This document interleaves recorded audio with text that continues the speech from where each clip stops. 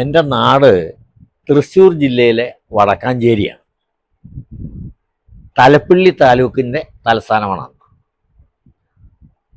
വടക്കാഞ്ചേരിയിൽ മാത്രമല്ല, ഞാൻ പത്രപ്രവർത്തനം തുടങ്ങിയ കാലത്ത് ഒരു ജില്ലാ ആസ്ഥാനം പോലും അല്ലാത്ത സ്ഥലമായിരുന്നു എറണാകുളം. രാഷ്ട്രീയ പ്രവർത്തനത്തിൽ നിന്ന് പത്രപ്രവർത്തനത്തിലേക്ക് വന്ന ആളാണ് ഞാൻ. എൻ്റെ കാലത്ത് പത്രപ്രവർത്തനത്തിലേക്ക് അങ്ങനെ ഒരു ഉറച്ച ബോധ്യത്തോടു കൂടി ഞാൻ പത്രപ്രവർത്തനം ആകുമെന്ന ലക്ഷ്യത്തോടു കൂടി വന്നവരല്ല ബഹുഭൂരിഭാഗവും. ഒന്നുകിൽ രാഷ്ട്രീയ പ്രവർത്തനത്തിൻ്റെ ഭാഗമായി, അല്ലെങ്കിൽ കലാസാംസ്കാരിക പ്രവർത്തനത്തിൻ്റെ ഭാഗമായി, അല്ലെങ്കിൽ സാഹിത്യ പ്രവർത്തനത്തിൻ്റെ ഭാഗം, ഇങ്ങനെയൊക്കെ വന്നതാണ്. ഞാൻ രാഷ്ട്രീയ പ്രവർത്തനത്തിൻ്റെ ഭാഗമായി പത്രപ്രവർത്തനത്തിൽ വന്ന ആളാണ്. ഞാൻ അന്ന് സജീവ കോൺഗ്രസ് പ്രവർത്തകനായിരുന്നു. 50കളിലാണ് എൻ്റെ കോളേജ് വിദ്യാഭ്യാസം. അന്ന് മിക്കവാറും എൻ്റെ പ്രായത്തിൽ, എനിക്ക് വളരെ ചെറുപ്പത്തിൽ തന്നെ ഞാൻ കോളേജിൽ കയറി. 15 വയസ്സാകുന്നതിന് മുമ്പ് അതിൻ്റെ എക്സംഷൻ മേടിച്ചിട്ടാണ് കോളേജിൽ കയറിയത്. കോളേജ് വിദ്യാഭ്യാസത്തിന് 15 വയസ്സ് വേണം. എക്സംഷൻ മേടിച്ചിട്ടാണ് കയറിയത്. പക്ഷേ അന്ന് എറണാകുളം ഒരു ജില്ലാ തലസ്ഥാനം പോലുമല്ല. തിരുവിതാംകൂറും കൊച്ചിയും കൂടി ലയനം 49 കഴിഞ്ഞ് തിരുകൊച്ചി എന്ന പേരിൽ ആണ് ഈ സംസ്ഥാനം അറിയപ്പെട്ടിരുന്നത്. അതിൽ അന്ന് എറണാകുളം ജില്ല രൂപവത്കരിച്ചിട്ടില്ല. തൃശ്ശൂർ ജില്ലയുടെ ഭാഗമാണ്, കുറച്ച് കോട്ടയം ജില്ലയുടെ ഭാഗങ്ങളും ഇതിനകത്തുണ്ട്. അപ്പോൾ ഒരു ജില്ലാ തലസ്ഥാനത്ത് പോലും അല്ലാതെയാണ് ഞാൻ പത്രപ്രവർത്തനം ആരംഭിച്ചത്. പക്ഷെ ഒരു കണക്കിന് പറഞ്ഞാൽ എൻ്റെ പേര് പത്രപ്രവർത്തന രംഗത്ത് നിന്ന് മാറ്റാനായിട്ട് പത്ര ഉടമസ്ഥർ സംഘടിതമായി പ്രവർത്തിച്ചിട്ടുണ്ടെങ്കിലും നിർഭാഗ്യവശാലോ ഭാഗ്യവശാലോ റോയിട്ടർ ഉൾപ്പെടെയുള്ള വാർത്താ ഏജൻസികൾക്ക് എൻ്റെ പേര് മാറ്റാൻ വയ്യാത്തൊരവസ്ഥ വന്നു. കാരണം ഈ സംഘടിതമായ ബഹിഷ്കരണം വരാൻ കാരണം ഞാൻ പത്രം മുതലാളിമാരുടെ നിലപാടുകളെ, അവരുടെ അനത്തിക്കലായിട്ടുള്ള പെരുമാറ്റത്തെ എതിർത്തതാണ്. എൻ്റെ സുഹൃത്തും മുമ്പേ തന്നെ മാതൃഭൂമിയിൽ വരുന്നതിന് മുമ്പ് തന്നെ പരിചയക്കാരനുമായിരുന്ന വീരേന്ദ്രകുമാറാണ് എന്നെ മാതൃഭൂമിയിൽ നിന്ന് പിരിച്ചുവിട്ടത്. അന്ന് ഞാൻ അസിസ്റ്റൻ്റ് എഡിറ്ററായിരുന്നു. മാനേജിങ് എഡിറ്ററുടെ താല്പര്യത്തിന് വിരുദ്ധമായി പെരുമാറി എന്നൊരു കുറ്റം ചുമത്തി ലോകത്തിൽ ഏതെങ്കിലും ഒരു മാധ്യമ പ്രവർത്തകനെ പിരിച്ചുവിട്ടിട്ടുണ്ടെങ്കിൽ അത് ഞാനായിരിക്കും. അതിൽ കുറച്ച് സത്യമുണ്ട്. കാരണം മാനേജിങ് എഡിറ്റർ ഇല്ലാത്ത ഭൂമി സ്വന്തമാണെന്ന് പറഞ്ഞ് കള്ളശരിയായി ഉണ്ടാക്കി ഹാജരാക്കിയ സത്യം ഞാൻ വിളിച്ചു പറഞ്ഞതാണ്. അത് ഞാൻ അറിഞ്ഞുകൊണ്ട് എങ്ങനെ ഞാൻ വിളിച്ചു പറയാതിരിക്കും? പിന്നെ ഞാൻ എന്ത് എത്തിക്സ് പ്രവർത്തനമാണ് നടത്തുന്നത്? അപ്പോൾ അതുകൊണ്ട് ആ കാര്യം നിശബ്ദമാക്കാൻ ശ്രമിച്ചെങ്കിലും നടന്നില്ല. തുടർന്ന് അദ്ദേഹം ഒരു നിലപാടെടുത്തു. ഈ എന്നെ പിരിച്ചുവിട്ടതും എൻ്റെ എതിരാക്കാതിരിക്കുകയും എന്നെ അനുകൂലിക്കുകയും ചെയ്താൽ മൊത്തം നാളെ പത്രപ്രവർത്തകർ പത്രം ഭരിക്കണ അവസ്ഥ വരും എന്നും പറഞ്ഞ് ഇവരെല്ലാം കേരളകൗമുദിയിലെ മണി ഉൾപ്പെടെയുള്ള ആൾക്കാരെ ഇയാളങ്ങനെ സ്വാധീനിച്ച് നിശബ്ദനാക്കി. പക്ഷെ എന്നെക്കുറിച്ചൊരു ലേഖനം ആദ്യമായിട്ടൊരു പത്രത്തിൽ വരുന്നത് ഒരു പുസ്തകത്തിലും എഴുതിയിട്ടുണ്ട്. ബഷി എന്ന് പറഞ്ഞ ആ കുട്ടി, അത് മണി പറഞ്ഞിട്ടാണ്. മണിക്കറിയാം, കാരണം മണി പത്രോടമസ്ഥനം കൂടിയാണല്ലോ. അപ്പം ഞാനീ നടത്തിയ സമരത്തെ പറ്റിയിട്ട് അറിയാം. ഉദാഹരണത്തിന് സഹോദരിയുടെ സ്വത്ത് കൈയടക്കാൻ വേണ്ടിയിട്ട് വ്യാജരേഖ ഹാജരാക്കി. ഇപ്പം നമ്മൾ കൊണ്ടാടുന്ന സാക്ഷാൽ എൻ്റെ മാന്യ സുഹൃത്ത് വീരേന്ദ്രകുമാർ അതറിഞ്ഞുകൊണ്ട് ഞാൻ എങ്ങനെ മിണ്ടാതിരിക്കും? എന്ന് മാത്രമല്ല, ഇദ്ദേഹം ഈ എന്തോ ബാലജന സഖ്യം പോലെയുള്ള ഒരു സാധനം ഉണ്ടാക്കിയിട്ട് അതിൽ ഓരോ സംഘടിച്ച് ഇദ്ദേഹം പ്രസംഗിക്കാൻ പോകും. എന്നിട്ട് പത്രസ്വാതന്ത്ര്യത്തെ പറ്റി പ്രസംഗിക്കുകയാണ്. ആര്? ഈ പണി ചെയ്ത ആള്. ഇത് കണ്ടുകൊണ്ട് ഞാൻ എങ്ങനെ ഉണ്ടായിരിക്കും? ഞാനിത് എൻ്റെ സുഹൃത്തും കൂടി ആയതുകൊണ്ട് ഇത് വൃത്തികേടാണെന്ന് ഞാൻ പറയുകയും അങ്ങനെ ഞങ്ങൾ തമ്മിൽ ബഹളമുണ്ടാകുകയും ഒരു സംഭാഷണം നടത്തുകയും. അപ്പോൾ എനിക്ക് ആരെയും പേടിയില്ല, ഞാൻ ഏതറ്റം വരെ പോകുമെന്ന് അദ്ദേഹം എന്നെ ഭീഷണിപ്പെടുത്തി. അപ്പോൾ ഞാൻ പറഞ്ഞു, നിങ്ങൾക്ക് പക്ഷേ എനിക്ക് പേടിയുണ്ട്, മറ്റുള്ളവർ പേടിക്കുന്നതായി നിങ്ങൾ സംശയിക്കുന്നുണ്ടെന്ന് എനിക്ക് പേടിയുണ്ട് എന്ന് പറഞ്ഞാൽ എനിക്ക് ആ പേടിയില്ല എന്നുള്ള അർത്ഥത്തെ ഞാൻ പറഞ്ഞു. അങ്ങനെ ഞങ്ങൾ അവസാനത്തെ സംഭാഷണം നടത്തി പിരിഞ്ഞു. മാനേജിങ് ഡയറക്ടറുടെ താല്പര്യത്തിനെതിരായി പെരുമാറിയെന്നും പറഞ്ഞ് ഒരു മാനേജിങ് എഡിറ്റർ തന്നെ കുറ്റപത്രം നൽകി വിചാരണ നടത്തി പുറത്തുകയാണ് ചെയ്തത് തന്നെ. അതിനെല്ലാം മുതലാളിമാരും നിശബ്ദമായി സഹകരിച്ചു. എങ്ങനെയാണ് സ്ത്രീ പുരുഷ സമത്വത്തിന് വേണ്ടി ശക്തിയായി വാദിക്കുകയും സ്ത്രീകളുടെ സ്വത്തവകാശത്തിന് വേണ്ടി പോരാടുകയും ചെയ്ത ആളാണ് ഞാൻ. അത് അന്നത്തെ കാലത്ത് രാഷ്ട്രീയ, എനിക്ക് 16 വയസ്സായിട്ടുള്ള രാഷ്ട്രീയ നേതാക്കൾ ഡോക്ടർ ലോഹിയ പറഞ്ഞ ആളാണ്. ഡോക്ടർ രാം മനോഹർ ലോഹിയ ഒരു സ്വകാര്യ ബില്ല് MP ആയ ഉടനെ അവതരിപ്പിച്ചിരുന്നു. അതായത് കോർപ്പറേറ്റ് കമ്പനികളെയെല്ലാം സ്വയം വേണമെങ്കിൽ ട്രസ്റ്റായി മാറ്റാൻ ഒരു എനേബിളിങ് പ്രൊവിഷൻ. ബില്ലൊന്നും വായിച്ചിട്ടില്ല. എനിക്കത് എൻ്റെ പ്രധാനമായ സബ്ജക്റ്റ് ആയതുകൊണ്ട് ചേർന്നാന്നോട്ട് മാതൃഭൂമി ട്രസ്റ്റാക്കാണെന്ന് വാദിച്ച ആളായതുകൊണ്ട് ഇയാൾ എന്നെ പുച്ഛിച്ചിട്ട് അവിടെ എഴുതി കൊടുത്തു. അപ്പം ഞാൻ എൻ്റെ തനി സ്വഭാവത്തിൽ തിരിച്ച് ഡബിൾ പുച്ഛം കൊടുത്തുകൊണ്ട് എഴുതുകയും മാത്രമല്ല ഈ ബില്ലിൻ്റെ കോപ്പി ഞാൻ ഹാജരാക്കുകയും ചെയ്തു. അപ്പോൾ ടൈംസ് ഓഫ് ഇന്ത്യയും മറ്റേ മാതൃഭൂമിയും സ്റ്റേറ്റ്സ്മാനും തമ്മിൽ വഴക്ക് നടക്കുന്നതാണ്. എൻ്റെ വാദം ഞാൻ തന്നെ വാദിക്കുന്നത്. കഴിഞ്ഞ ഉടനെയാണ് അവരുടെ കേസ് വരുന്നത്. അപ്പം സിംഗ്വി ഇപ്പോഴത്തെ വേണുഗോപാലിൻ്റെ ജൂനിയറായിരുന്ന എനിക്കെതിരായിട്ട് ഹാജരായ വൈദ്യനാഥൻ ഇവരൊക്കെ അത് കേൾക്കാൻ ഞാൻ തുടങ്ങുന്നത് അവരുടെ സമയം അയക്കുക. അപ്പോൾ അവരുണ്ടായിരുന്നു. അവർ കേൾക്കുകയാണ് ഞാൻ ഈ വാദം ഉന്നയിക്കുകയും ഇദ്ദേഹം ഡോക്ടർ ലോഹിയുടെ ശിഷ്യാന്ന് പറയുന്ന ഇദ്ദേഹം ഡോക്ടർ ലോഹിയ അവതരിപ്പിച്ചൊരു പ്രൈവറ്റ് ബില്ലുണ്ട് ഈ ട്രസ്റ്റ് ആക്കണം. അപ്പോൾ കമ്പനി നിയമത്തെ ട്രസ്റ്റ് ആക്കണം എന്ന് പറഞ്ഞ് വിവരമില്ലാത്തവനാണ് ഞാൻ അവിടെ പറയണത്. അപ്പം ഞാൻ അതേ ടോണിൽ തന്നെ ഈ കാര്യം എടുത്ത് വാദിച്ചു. അതോട് ചമ്മി. അത് ഇദ്ദേഹത്തിന് മറക്കാൻ പറ്റാത്തൊരു ക്ഷീണമായി. ബുദ്ധിയുണ്ടെന്ന് ധരിക്കുന്ന ആളുകൾക്ക് വേറൊരാൾക്കും ബുദ്ധിയുണ്ടെന്ന് പറയാൻ കുറച്ച് ബുദ്ധിമുട്ടായിരിക്കും. അത് ഈ മനുഷ്യന് ഞാൻ അങ്ങനെ ചെയ്തതല്ല. എൻ്റെ സ്വഭാവത്തിനനുസരിച്ച് കുത്തുവാക്ക് പറഞ്ഞാൽ ഞാൻ ഡബിൾ കുത്തുവാക്ക് ആരായാലും പറയും. എൻ്റെ വീട്ടിൽ അച്ഛനായാലും സ്വാതന്ത്ര്യം തന്നിരുന്നു. എൻ്റെ വീട്ടിൽ 2 പേരെ മാത്രമേ എതിർക്കുന്ന അച്ഛന് അത്ര മാനസികമായിട്ട് സംതൃപ്തിയില്ല. ഒന്ന് KP മാന്നായിരുന്നു. കാരണം അച്ഛനായിട്ട് വ്യക്തിപരമായി എൻ്റെ കുടുംബത്തിൽ ഏറ്റവും ബുദ്ധിമുട്ടുള്ള കാലത്ത് സഹായിച്ച ആളെന്ന് എനിക്ക് അദ്ദേഹത്തെ എതിർക്കാൻ പാടില്ല. എതിർക്കൊന്നും ഇഷ്ടമായിരുന്നില്ല മഹാത്മാഗാന്ധി. അതൊഴിച്ച് ബാക്കി ആരെയും പണ്ഡിറ്റ് നെഹ്റുവിൻ്റെ ഉൾപ്പെടെ അച്ഛനെ ഉൾപ്പെടെ സഹകരെയും ഞാൻ എതിർക്കാറുണ്ട്. അത് വീട്ടിൽ അതിനുള്ള സ്വാതന്ത്ര്യം ഉണ്ടായിരുന്നു. ആ ഒരു അന്തരീക്ഷത്തിലാണ് വളർന്നിട്ടത്. അപ്പോൾ അഭിപ്രായ സ്വാതന്ത്ര്യം മറ്റാരുടെയും പേടിച്ച് ബലി കഴിക്കുക എന്നുള്ളത് എൻ്റെ സ്വഭാവത്തിലില്ല. അത് ഞാൻ ചെയ്യാൻ കൂട്ടാക്കിയിട്ടുമില്ല. അതിൻ്റെ ഫലമായി എൻ്റെ പേര് അച്ചടക്ക നടപടി എടുത്ത് ഒരു സാമാന്യം ബുദ്ധിയുള്ള നാണം നിവൃത്തിയില്ലാത്തതുകൊണ്ട് ചെയ്തതാണ്. അതായത് മാനേജിങ് ഡയറക്ടർ തന്നെ അദ്ദേഹത്തിൻ്റെ താല്പര്യത്തിന് വിരുദ്ധമായി പെരുമാറി എന്ന് പറഞ്ഞ് കുറ്റപത്രം നൽകിയിട്ടാണ് എൻ്റെ പേരിൽ വിചാരണ നടത്തിയത്.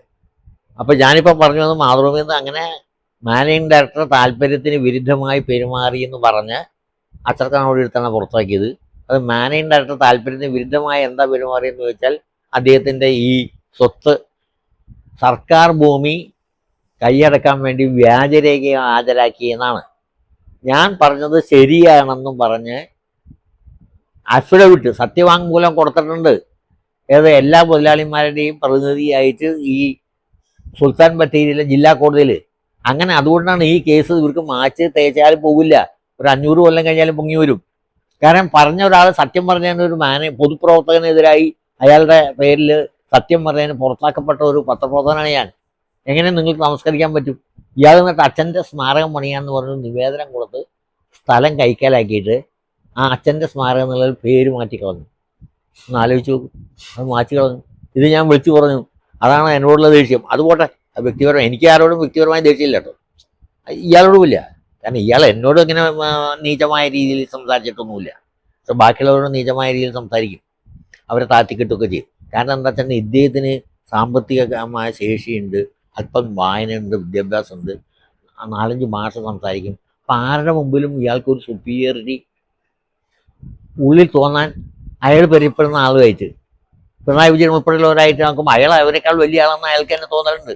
എനിക്കാണെങ്കിലോ വേറെ ദൂഷ്യമുണ്ട്, എന്നേക്കാൾ വലിയ ആളില്ലെന്ന് എനിക്ക് തോന്നലുണ്ട്. തോന്നലെന്ന് വെച്ചാൽ ഞാൻ ഭാവിക്കല്ല, പക്ഷെ അയാൾ അയാളുടെ നിലയിൽ, ഞാൻ എൻ്റെ നിലയിൽ എനിക്ക് ശരിയെന്ന് തോന്നുന്ന ആരുടെ മുഖത്ത് നോക്കി പറയാറുണ്ട്. അപ്പം അത് വലിയ ആളെന്ന് ചെറിയ ആളെന്ന് പറഞ്ഞാൽ ആരുടെ മുമ്പിൽ ചെറുതുമല്ല എൻ്റെ നോട്ടത്തിൽ. അതുകൊണ്ടാണ് ഇങ്ങനെ പറ്റിയ എൻ്റെ സ്വഭാവം കൊണ്ട്. അതുപോട്ടെ, എന്തെങ്കിലും ആട്ടെ, പിരിച്ചുവിട്ടത് നന്നായി. അല്ലെങ്കിൽ തന്നെ എനിക്ക് ഇപ്പോൾ ഈ പിരിച്ചുവിട്ടില്ലെങ്കിൽ ഒരു പത്രപ്രവർത്തകനായി തന്നെ ഞാൻ തുടർന്നുണ്ടെങ്കിൽ അതിൻ്റെ ഭാഗമായി തന്നെ മാറേണ്ടി വന്നേനെ. ഈ ജാതി ഭൂമി കയ്യേറിയവൻ വ്യാജരേഖ ഉണ്ടാക്കിയവനെല്ലാം മഹായോഗ്യനും പ്രകൃതി സംരക്ഷണമാണെന്നും പ്രചരിപ്പിക്കേണ്ട നില എനിക്ക് വരുമായിരുന്നു. അവിടെ അങ്ങനെ വന്നു. മാതൃഭൂമിയിലെ ജീവനക്കാരെ ഈ മാതൃഭൂമിയുടെ എന്തോ പുതിയ ആളുകളുടെ സംഘടന പിള്ളേരെ ഉണ്ടാക്കിയിട്ട് അതിൽ പ്രസംഗിക്കാൻ ഇയാൾ മെയിൻ പ്രകൃതി സംരക്ഷണം. എന്നിട്ട് ഏതെങ്കിലും ഫോറസ്റ്റ് ഉദ്യോഗസ്ഥന്മാരും പ്രസംഗകൻ. അപ്പം അത് പത്രത്തിൽ അച്ചടിച്ച് വരും. എങ്ങനെയുണ്ട്? ഈ മരം വെട്ടിയത് മറച്ചു വെക്കാൻ വേണ്ടി ചെയ്യുന്നതാണ് ഇത്. ഇതിപ്പോഴും അറിയുന്നില്ല ലോകത്തിൽ എന്നുള്ളതുകൊണ്ടാണ് എനിക്കിത് പറഞ്ഞു നടക്കേണ്ട ഗതികേട് വരുന്നത്. ഇപ്പോഴും ലോകത്തിൽ ഇത് ആരും പറയാൻ തയ്യാറല്ലല്ലോ. ഇങ്ങനെ ഒരു മനുഷ്യൻ ചെയ്തു എന്നുള്ളത് അഖില ലോകാടിസ്ഥാനത്തിൽ തന്നെ റോയിട്ടറിൽ ഇയാളെ ഒരു ചീഫാക്കി അവിടെ നിയമിച്ചു. അപ്പോൾ ഈ കേസ് നടക്കുന്ന സമയമാണ്. എങ്ങനെയുണ്ട്? അവർക്കും അറിയാം ഞാൻ എഴുതി അയക്കുക അങ്ങനെയൊക്കെ സംഭവം ഉണ്ടായിട്ടുണ്ട്. അത് പോട്ടെ. ഇനി ഞാൻ വരാനിടയായത് രാഷ്ട്രീയ പ്രവർത്തനത്തിൻ്റെ ഭാഗമായിട്ട് തന്നെയാണ്. ഞാൻ കോൺഗ്രസ് പ്രവർത്തകനായിരുന്നു. അപ്പോൾ എൻ്റെ ചെറുപ്പകാലത്ത് ഒരു 50കളിൽ കോൺഗ്രസ് പ്രവർത്തകരായ യുവാക്കളേ ഇല്ല. കേരളത്തിലെല്ലാം ഒരുതരം കമ്മ്യൂണിസ്റ്റ് അനുഭാവി ഇടതുപക്ഷം ആണ്. അല്ലാത്തവനെല്ലാം ഒരു പുച്ഛത്തോടു കൂടിയാണ് എല്ലാവരും കണ്ടിരുന്നത്. അപ്പോൾ ഞങ്ങൾക്ക് എന്നെ പോലുള്ള വളരെ കുറച്ച് പേരേ ഉള്ളൂ. അതിൽ ഒരു കോൺഗ്രസ് ബുദ്ധിജീവിയായിരുന്നു നമ്മുടെ സുകുമാർ അഴീക്കോട്. ബാക്കിയുള്ളവരെല്ലാം ഇടതുപക്ഷ കമ്മ്യൂണിസ്റ്റ് ബുദ്ധിജീവികളാണ്. അങ്ങനെയല്ലാത്ത ഗാന്ധിയൻ, അതേസമയം കോൺഗ്രസ് ജനാധിപത്യ കോൺഗ്രസ്സിന് ഒരു ആശയമുണ്ടെന്നുള്ള വാദത്തെ ഉന്നയിച്ചിരുന്ന ലോഹ്യ, ഇദ്ദേഹം ലോഹ്യയുടെ ശിക്ഷണൻ സ്വയം പറയും ഞാൻ യഥാർത്ഥത്തിൽ ലോഹ്യ വായിക്കുകയും പഠിക്കുകയും ചെയ്തിട്ടുള്ള ആളാണ്. ഈ കോപ്പി എൻ്റെ ഉണ്ടായത് വേറെ ആരുടെയിലും ഇല്ല. ട്രസ്റ്റാക്കാനുള്ള നിയമം ലോഹ്യ അവതരിപ്പിച്ചു കിട്ടിയ അവസരത്തിൽ. ഇപ്പോഴും ആൾക്കറിയില്ല, കാരണം നമ്മുടെ പത്രങ്ങളെല്ലാം തമസ്കരിച്ചിരിക്കുകയാണ്. ഞാൻ മാത്രം അത് പറഞ്ഞു അവിടെ വാദിച്ചപ്പോൾ ഈ വലിയൊരു വക്കീൽമാരെല്ലാം ഞാൻ പറഞ്ഞു വാദിച്ചും കേട്ട് തലയാട്ടി. അതോടുകൂടി എന്നോട് ഇവർക്കെല്ലാം വെറുപ്പ് പോയി. കാരണം ഞാനിത് പുറത്തു കൊണ്ടുവന്നല്ലോ. ട്രസ്റ്റാക്കാനുള്ള എനേബിളിംഗ് ബില്ല് കൊണ്ടുവന്നിരുന്നു ഡോക്ടർ ലോഹ്യ. ഞാൻ എറണാകുളം മഹാരാജാസ് കോളേജിലാണ് പഠിച്ചിട്ടുള്ളത്. അവിടെ അന്ന് കോളേജിൽ അഡ്മിഷൻ കിട്ടണമെങ്കിൽ തന്നെ സാമാന്യം നല്ല മാർക്ക് വേണം. ഈ Maharajas college students admit damsels എന്നാണ് അന്നത്തെ പിന്നെ പ്രിൻസിപ്പളായ 2 വരി അദ്ദേഹത്തിൻ്റെ ഡിഗ്രി എഴുതാൻ തന്നെ വേണം. അങ്ങനെ KN മേനോൻ എന്ന് പറഞ്ഞ ഒരാളുണ്ടായിരുന്നു, അല്ല IN മേനോൻ. അദ്ദേഹത്തിൻ്റെ ഇത് കോളേജ് ഡയറക്ടർ വായിക്കുന്നവർക്ക് ഒരു പുതുമയായിരുന്നു. കാരണം 2 വരി ആയാലും അദ്ദേഹത്തിൻ്റെ ഡിഗ്രി തീരില്ല. നോവൽ സമ്മാനം കിട്ടിയ ആളുടെ ശിഷ്യനാണ് അങ്ങനെ. അപ്പോൾ ആ രീതിയിലുള്ള ആൾക്കാരാണ്. അഡ്മിഷൻ എനിക്ക് ബുദ്ധിമുട്ടില്ലായിരുന്നു, കാരണം ഞാൻ SLC വരെ സാമാന്യം നല്ലോണം പഠിച്ചിരുന്നവനായതുകൊണ്ട് ആ റാങ്കിലങ്ങ് പോയി. പിന്നെ എനിക്കൊരു തരം, കൃത്യം പറഞ്ഞാൽ ഒരു തരം മെലങ്കളി മൂഡായി. എൻ്റെ 2 സഹോദരിമാർ എൻ്റെ തൊട്ടുമീതാ കോളേജ് പഠിക്കുന്നുണ്ട്. അതുകൊണ്ട് തന്നെ വില്ലത്തരൊന്നും അവിടെ നടക്കണം. പക്ഷേ എനിക്ക് വില്ലത്തരം ഇല്ലായിരുന്നു. ഞാൻ രാഷ്ട്രീയമായ ചിന്താപരമായ കാര്യങ്ങളിലൊക്കെയാണ് എൻ്റെ ഒരു അതികടന്ന അല്ലെങ്കിൽ അതിവിപ്ലവം എന്ന് പറയാവുന്നത്. ഈ ട്രസ്റ്റാക്കണം, പിന്നെ മാധ്യമ സ്വാതന്ത്ര്യത്തിന് തടയാൻ പാടില്ല എന്നൊക്കെയുള്ള മുതലാളിമാർക്കും ഉള്ള പരിമിതികളെ പറ്റി എത്തിക്സൊക്കെയായിരുന്നു എൻ്റെ വലിയ വിഷയം കോളേജ് പഠിക്കുന്ന ആൾക്ക്. അത് കഴിഞ്ഞ് ഞാൻ BScക്ക് ചേർന്നു. അതെൻ്റെ ഒരു തെറ്റായ ചോയ്സായിരുന്നു. കാരണം എന്ന് വെച്ചാൽ അന്നേ തന്നെ ഞാൻ ഹ്യൂമാനിറ്റീസിനോടാണ് എനിക്ക് മാനസികമായ താല്പര്യം. മൊത്തം ഞാൻ BScക്ക് ചേരുമ്പോൾ ഫുൾ സയൻസാണ്. 1 മണിക്കൂർ മാത്രം ഇംഗ്ലീഷുണ്ട്, ബാക്കിയെല്ലാം. ലാബിൽ കയറാതിരുന്ന പാസ്സാവാൻ ബുദ്ധിമുട്ടാണ്. ഞാൻ എങ്ങനെ പാസ്സായി എന്ന് എനിക്ക് തന്നെ അറിഞ്ഞുകൂടാ. പലതവണ എഴുതിയിട്ടാണ് പിന്നെ. കാരണം എന്താ അറിയും, പരീക്ഷയ്ക്ക് എഴുതാൻ പറ്റും, ലാബാണ്. അന്ന് BSc ഫിസിക്സ് എന്ന് പറഞ്ഞാൽ ഫുൾ ടൈം മദ്രാസ് യൂണിവേഴ്സിറ്റി സിലബസാണ്, സയൻസാണ്. ക്ലാസ്സിൽ കയറാതിരിക്കുകയും ലാബിൽ പോകാതിരിക്കുകയും ചെയ്താൽ പാസ്സാവുക എന്നുള്ളത് അത്ഭുതം. എഴുതിയെങ്ങനെയോ പാസ്സായിരുന്നേ ഉള്ളൂ. പാസ്സായി കഴിഞ്ഞാൽ ലോ കോളേജിൽ എറണാകുളത്ത്. അപ്പം ഞാൻ ഫുൾ ടൈം രാഷ്ട്രീയക്കാരനായി. ലോ കോളേജിൽ പേരിന് ചേർന്നിരുന്നേ ഉള്ളൂ. പോയി എപ്പോഴും. എന്നാലും അവിടെയും ചേർന്നുകൊണ്ട് എനിക്ക് ആകെ 4 കൊല്ലം ഞാൻ ഈ രാഷ്ട്രീയം ഒക്കെ വിദ്യാർത്ഥിയായിട്ട് നടന്നെങ്കിലും 2 കൊല്ലം ഫലത്തിൽ നഷ്ടപ്പെട്ടു. 2 കൊല്ലം ലോ കോളേജിൽ കഴിഞ്ഞു. അത് പാസ്സായി. അപ്പോഴേക്കും എനിക്ക് മാധ്യമ പ്രവർത്തനത്തിൽ താല്പര്യം വരാനിടയായി. ഞാൻ ഇതിൽ ചേരാൻ പ്രധാനമായ കാരണം എറണാകുളം എഡിഷൻ മാതൃഭൂമി തുടങ്ങാൻ തീരുമാനിച്ച് അതിൻ്റെ ചുമതല AP ഉദയഭാനു കേട്ടിട്ടുണ്ടല്ലോ, അദ്ദേഹത്തെയാണ് ഏർപ്പെടുത്തിയിരുന്നത്. അപ്പം ഞാൻ അദ്ദേഹമായിട്ട് വളരെ അടുത്ത ബന്ധമുള്ള ആളാണ്. അല്പം പുസ്തകം വായിക്കുന്ന സ്വഭാവമുള്ള കോൺഗ്രസ് നേതാക്കളിൽപ്പെട്ട ഒരാളാണ് ഉദയഭാനു. അപ്പോൾ അദ്ദേഹത്തിൻ്റെ അടുത്ത് ഞാൻ സീതാറാമയ്യയുടെ കോൺഗ്രസ് ചരിത്രവും എല്ലാം മേടിച്ച് വായിച്ചിട്ടുണ്ട്. അതുകൊണ്ട് അവിടെ തുടങ്ങുന്നതിന് മുമ്പ് വീട്ടിൽ തന്നെയാണല്ലോ റിപ്പോർട്ടർ ഓഫീസ്. എൻ്റെ സീനിയർ ചൊവ്വര പരമേശ്വരൻ എന്ന് പറഞ്ഞ പ്രസിദ്ധ ജേർണലിസ്റ്റിൻ്റെ മകനായ രാമചന്ദ്രനാണ്. അപ്പോൾ അദ്ദേഹത്തിൻ്റെ വീട്ടിലാണ് ഓഫീസ്. അവിടെ പരിചയവും അവിടെ അതിനുമായി ഇറങ്ങിച്ചേർന്ന് പ്രവർത്തിക്കാൻ പറ്റിയ ഒരാൾ വേണമെന്ന് പറഞ്ഞ് ഉദയഭാനു, അവർ മാധവനാരക്കാരുടെ ബന്ധം കൊണ്ട്, അച്ഛനക്കാരുടെ ബന്ധം കൊണ്ട് എനിക്ക് ഫ്രീലാൻസ് റിപ്പോർട്ടിങ് നടത്തിയിട്ടുണ്ട്. ഉദാഹരണത്തിന് ദേവികുളം ബൈ ഇലക്ഷൻ കമ്മ്യൂണിസ്റ്റുകാർ അധികാരത്തിൽ വന്നതിന് ശേഷം റോസമ്മ പൊന്നൂസും BK നായരും കൂടി നടന്ന ഒരു പ്രസിദ്ധ മത്സരം ഉണ്ടായിട്ടുണ്ട് ദേവികുളത്ത്. അത് ഞാൻ അവർക്ക് വേണ്ടിയാണ് കവർ ചെയ്തത്. അന്നത്തെ ഒരു ഏജൻസി ഉണ്ട്, അപ്പോൾ അവരെക്കാൾ ഇംഗ്ലീഷ് എനിക്കറിയാവുന്നതുകൊണ്ട് ഞാൻ ആണ് അത് റിപ്പോർട്ട് ചെയ്തത്. പിന്നെ നെഹ്റു കണ്ണൂർ വന്നിട്ട് നെഹ്റുവിൻ്റെ ഒരു പ്രസിദ്ധമായ പ്രസംഗം ഉണ്ടായിരുന്നു, കോൺഗ്രസിൻ്റെ പ്രസിദ്ധമായ വളവളാണ്. എനിക്ക് നെഹ്റുവിൻ്റെ പ്രസംഗത്തിനോട് വളവളാന്നുള്ള കോൺക്രീറ്റല്ല. അപ്പോൾ അത് ഒക്കെ റിപ്പോർട്ട് ചെയ്യാൻ അവർക്ക് വേണ്ടി ഞാൻ പോയിട്ടുണ്ട്. അപ്പം ഞാൻ ഈ പത്രക്കാരായിട്ട് ബന്ധമുണ്ട്. എൻ്റെ അച്ഛനും പത്രമായിട്ട് ബന്ധമുണ്ടായിരുന്നു. കാരണം അച്ഛൻ ദീനബന്ധുവിൻ്റെ എന്ന് പറഞ്ഞാൽ പ്രജാമണ്ഡലത്തിൻ്റെ പത്രത്തിൻ്റെ മാനേജർ കം എഡിറ്ററായി കുറേ കാലം ജോലി ചെയ്യേണ്ടി വന്നു. അത് ആ പത്രം നിലനിൽക്കാൻ വേണ്ടിയിട്ട് അച്ഛൻ അഗ്രികൾച്ചർ ഗ്രാജുവേറ്റ് കൂടിയാണ് എൻ്റെ കോയമ്പത്തൂരിന് ആദ്യത്തെ. അപ്പോൾ അങ്ങനെ എനിക്ക് പത്രക്കാരായിട്ട് പരിചയമുണ്ട്. അങ്ങനെ ഒരു ഫ്രീലാൻസിൽ നിന്ന് മാതൃഭൂമി എഡിഷൻ ഇവിടെ തുടങ്ങുമ്പോൾ അവരൊരാളെ വേണമെന്നും പറഞ്ഞ് എന്നെ ഉദയഭാനു നിയമിച്ചത്. അന്ന് ഒരു കോളേജ് ലെക്ചററെ 1.5 ഇരട്ടി ശമ്പളം നമുക്കുണ്ട്. വേജ് ബോർഡൊന്നും നടപ്പാക്കുന്ന തുടങ്ങണേ ഉള്ളൂ, പക്ഷെ ഉണ്ട്. പക്ഷെ ഞാൻ എൻ്റെ വിദ്യാഭ്യാസ യോഗ്യത അനുസരിച്ച് കോളേജ് ലെക്ചററുടെ ശമ്പളം പോലും എനിക്ക് കിട്ടാൻ അർഹതയില്ല. അർഹതയില്ല, തോറ്റു പാസ്സാകാൻ അങ്ങനെ അർഹത കിട്ടാണ്, കിട്ടുമോ? ജോലി തന്നെ കിട്ടില്ല. പക്ഷേ അതൊരു ഭാഗ്യം സത്യത്തിൽ. എനിക്കാണെങ്കിൽ ജേർണലിസം താല്പര്യമുണ്ട്. അവിടെ മാതൃഭൂമിയിലാണെങ്കിൽ അന്ന് ചോദിക്കാനൊന്നും ആളില്ല. തലസ്ഥാനം എന്ന് പറഞ്ഞാൽ അവിടെ ഉദയഭാനു വന്ന അദ്ദേഹത്തിന് അവിടുത്തെ ഈ സീനിയർ ആൾക്കാർ സ്വാതന്ത്ര്യ സമരഭടന്മാരെ എല്ലാത്തിനും വേണ്ടത്ര ബഹുമാനിക്കില്ല. അപ്പോൾ ഞാൻ ചേർന്ന കാലത്ത് മാതൃഭൂമിയിലെ എഡിറ്റോറിയൽ സ്റ്റാഫ് എന്ന് പറഞ്ഞാൽ കുഞ്ഞപ്പൻ നായർ, ജവഹർലാൽ നെഹ്റുവിൻ്റെ പുസ്തകമെല്ലാം ട്രാൻസ്ലേറ്റ് ചെയ്തത്, മാധവനാണ് സമാധാനം, ബാലേന്ദ്രൻ സ്പോർട്സിൽ, അങ്ങനെയുള്ള ആളുകളും ചൊവ്വര പരമേശ്വരൻ്റെ മകനായ ചന്ദ്രൻ്റെ ചീഫ്, കൃഷ്ണൻകുട്ടി നായർ എന്ന് പറഞ്ഞാൽ തൃശ്ശൂർ ജില്ലാ കറസ്പോണ്ടൻറ്റ്, EMS എൻ്റെ ഗുരുവാണെന്ന് എഴുതിയിരിക്കുന്ന ആളാണ്, ആര്? കൃഷ്ണൻകുട്ടി നായരെ. അങ്ങനെയുള്ള ആൾക്കാരാണ് അവിടെ ചോട്ടാൻ. ഞാൻ ധിക്കാരത്തിൽ ഒഴിച്ച് ബാക്കി ഒരു കാര്യത്തിലും ഇവരുടെ ലെവലുള്ളവനല്ല. പ്രസിദ്ധി അങ്ങനെ നമ്മൾ പോയിട്ടുമില്ല. പക്ഷേ അവിടെ ചേർന്ന് കഴിഞ്ഞിട്ട് ചില സമരങ്ങളൊക്കെ ചെയ്യേണ്ടി വന്നു. യൂണിയൻ നേതാവായി.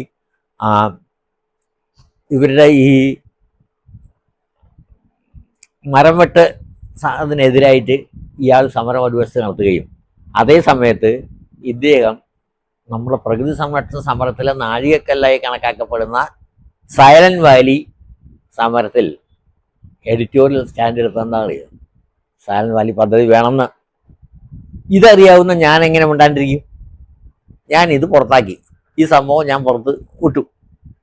അവിടെ തൊട്ടാണ് ഞങ്ങൾ തമ്മിൽ റബ്ബ് വരുന്നത്. പത്രപ്രവർത്തകനാകണം എന്ന ആഗ്രഹത്തോടു കൂടി വന്നതല്ല. രാഷ്ട്രീയ പ്രവർത്തനത്തിൻ്റെ ഭാഗമായി പത്രപ്രവർത്തനവും ഉണ്ടായിരുന്നു. പക്ഷെ ഇവിടെ ചുമതല നിർവഹിക്കാനായിട്ട് ഉദ്ദേശിക്കപ്പെട്ട ആൾ എനിക്ക് പരിചയമുള്ള നേതാവായിരുന്ന AP ഉദയഭാനുവാണ്. അപ്പോൾ ഏതായാലും രാജൻ ഇങ്ങനെ പരീക്ഷ എഴുതിയിരുന്ന നടക്കില്ല, അത് കഴിഞ്ഞിട്ട് നമുക്ക് ആലോചിക്കാം. ഇപ്പോൾ തൽക്കാലം മാതൃഭൂമിയുടെ അവിടുത്തെ റിപ്പോർട്ടറായിട്ട് ആണ് ഞാൻ ജോയിൻ ചെയ്യുന്നത്. പക്ഷെ ഞാൻ ഒരു റിപ്പോർട്ടറായി പത്രപ്രവർത്തനത്തിൽ ജോയിൻ ചെയ്യുന്ന കാലത്ത് ഒരു കോളേജ് അധ്യാപകൻ്റെ 1.5 ഇരട്ടി ശമ്പളം മാതൃഭൂമി നൽകിയിരുന്നു. അപ്പോൾ സാമ്പത്തികമായും ഒരു വലിയ ദൂഷ്യമുള്ള ഒരു കാര്യമായിരുന്നില്ല. എന്ന് മാത്രമല്ല അവിടെ വളരെയധികം സ്വാതന്ത്ര്യമുള്ള ഒരു അറ്റ്മോസ്ഫിയറായിരുന്നു. എൻ്റെ ഒപ്പം അന്നുണ്ടായിരുന്ന പത്രപ്രവർത്തകരും രാഷ്ട്രീയ പ്രവർത്തകരും ഒന്നായിരുന്നു. അവരെ പേര് കേട്ടാൽ തന്നെ നമുക്കറിയാം. ഒന്ന് മാധവനാർ, നെഹ്റുവിൻ്റെ പുസ്തകങ്ങൾ തർജ്ജമ ചെയ്തിട്ടുള്ള കുഞ്ഞപ്പ, പിന്നെ സ്പോർട്സിലെ VM ബാലചന്ദ്രൻ, ചന്ദ്രികയെന്ന് വന്ന കുഞ്ഞബ്ദുള്ള, അങ്ങനെ ഓരോ തരത്തിലും മേൽവിലാസമുള്ള ആളുകൾ റിപ്പോർട്ടർമാരായിട്ട് ജില്ലാ തലസ്ഥാനത്തുണ്ടായിരുന്നു. EMS എൻ്റെ ഗുരുസ്ഥാനീയൻ എന്ന് പറയുന്ന ആൾ R കൃഷ്ണൻകുട്ടി നായർ എന്ന് പറഞ്ഞ തൃശ്ശൂർ ജില്ലാ കറസ്പോണ്ടൻ്റായിരുന്നു. അദ്ദേഹം അന്നത്തെ കോൺഗ്രസ് മാതൃഭൂമിയൊക്കെ ഒന്നായിരുന്നുകൊണ്ട് മാതൃഭൂമി ഓഫീസും കോൺഗ്രസ് ഓഫീസും മിക്കവാറും ഒന്ന് തന്നെയായിരുന്നു. അങ്ങനെയുള്ള ഒരു പശ്ചാത്തലത്തിൽ നിന്ന് മാറ്റി ഒരു ആധുനിക പത്രപ്രവർത്തനത്തിൻ്റെ ഒരു ശൈലി ഉണ്ടാക്കിയ ആൾ VM നായരാണ്. മാധവൻ, അതായത് മാധവിക്കുട്ടിയുടെ അച്ഛൻ. അദ്ദേഹം സായിപ്പുമാർ മാത്രം ജോലി തരുന്ന ആ തസ്തികയിൽ വാൾക്കോട്ട് ബ്രദേഴ്സ് എന്ന് പറഞ്ഞ കൽക്കട്ടയിൽ അദ്ദേഹത്തിൻ്റെ കീഴിൽ അന്ന് 6000 ജീവനക്കാരുള്ള ഒരു സ്ഥാപനത്തിൻ്റെ നേതാവ്. പക്ഷെ ഒരു ബിസിനസ്സുകാരൻ കൂടിയായിരുന്നതുകൊണ്ട് മാതൃഭൂമിയിൽ സഹപ്രവർത്തകർക്ക് അദ്ദേഹത്തിന് വെയിറ്റ് കുറവായിരുന്നു. കാരണം അവിടെ കേളപ്പൻ, KP കേശവൻ, അങ്ങനെ രാഷ്ട്രീയ നേതാക്കൾ പാരമ്പര്യമുള്ളവർക്കാണ് 1ാം സ്ഥാനം. പക്ഷെ പത്രപ്രവർത്തനം എന്നുള്ള നിലയ്ക്ക് ഞാൻ 1ാം സ്ഥാനം കൊടുക്കുക VM നായർക്ക് തന്നെയാണ്. പത്രങ്ങളെ പരിഷ്കരിച്ച, മലയാള പത്രപ്രവർത്തനത്തെ പരിഷ്കരിച്ചതിൽ പ്രധാന പങ്ക് വഹിച്ച ഒരാൾ അദ്ദേഹമാണ്. അങ്ങനെയാണ് ഈ എഡിറ്റോറിയൽ സ്റ്റാഫും മാനേജ്മെൻറ്റ് സ്റ്റാഫും ഏതാണ്ട് ചർച്ച് ആൻഡ് സ്റ്റേറ്റ് എന്നുള്ള നിലയിൽ വേർതിരിവ് മലയാള പത്രങ്ങളിൽ ആദ്യം ഉണ്ടാക്കിയത് ഒരാൾ ഇദ്ദേഹമാണ്. അദ്ദേഹം 2 പേരുകൊണ്ട് ഒപ്പിടുകയുള്ളൂ.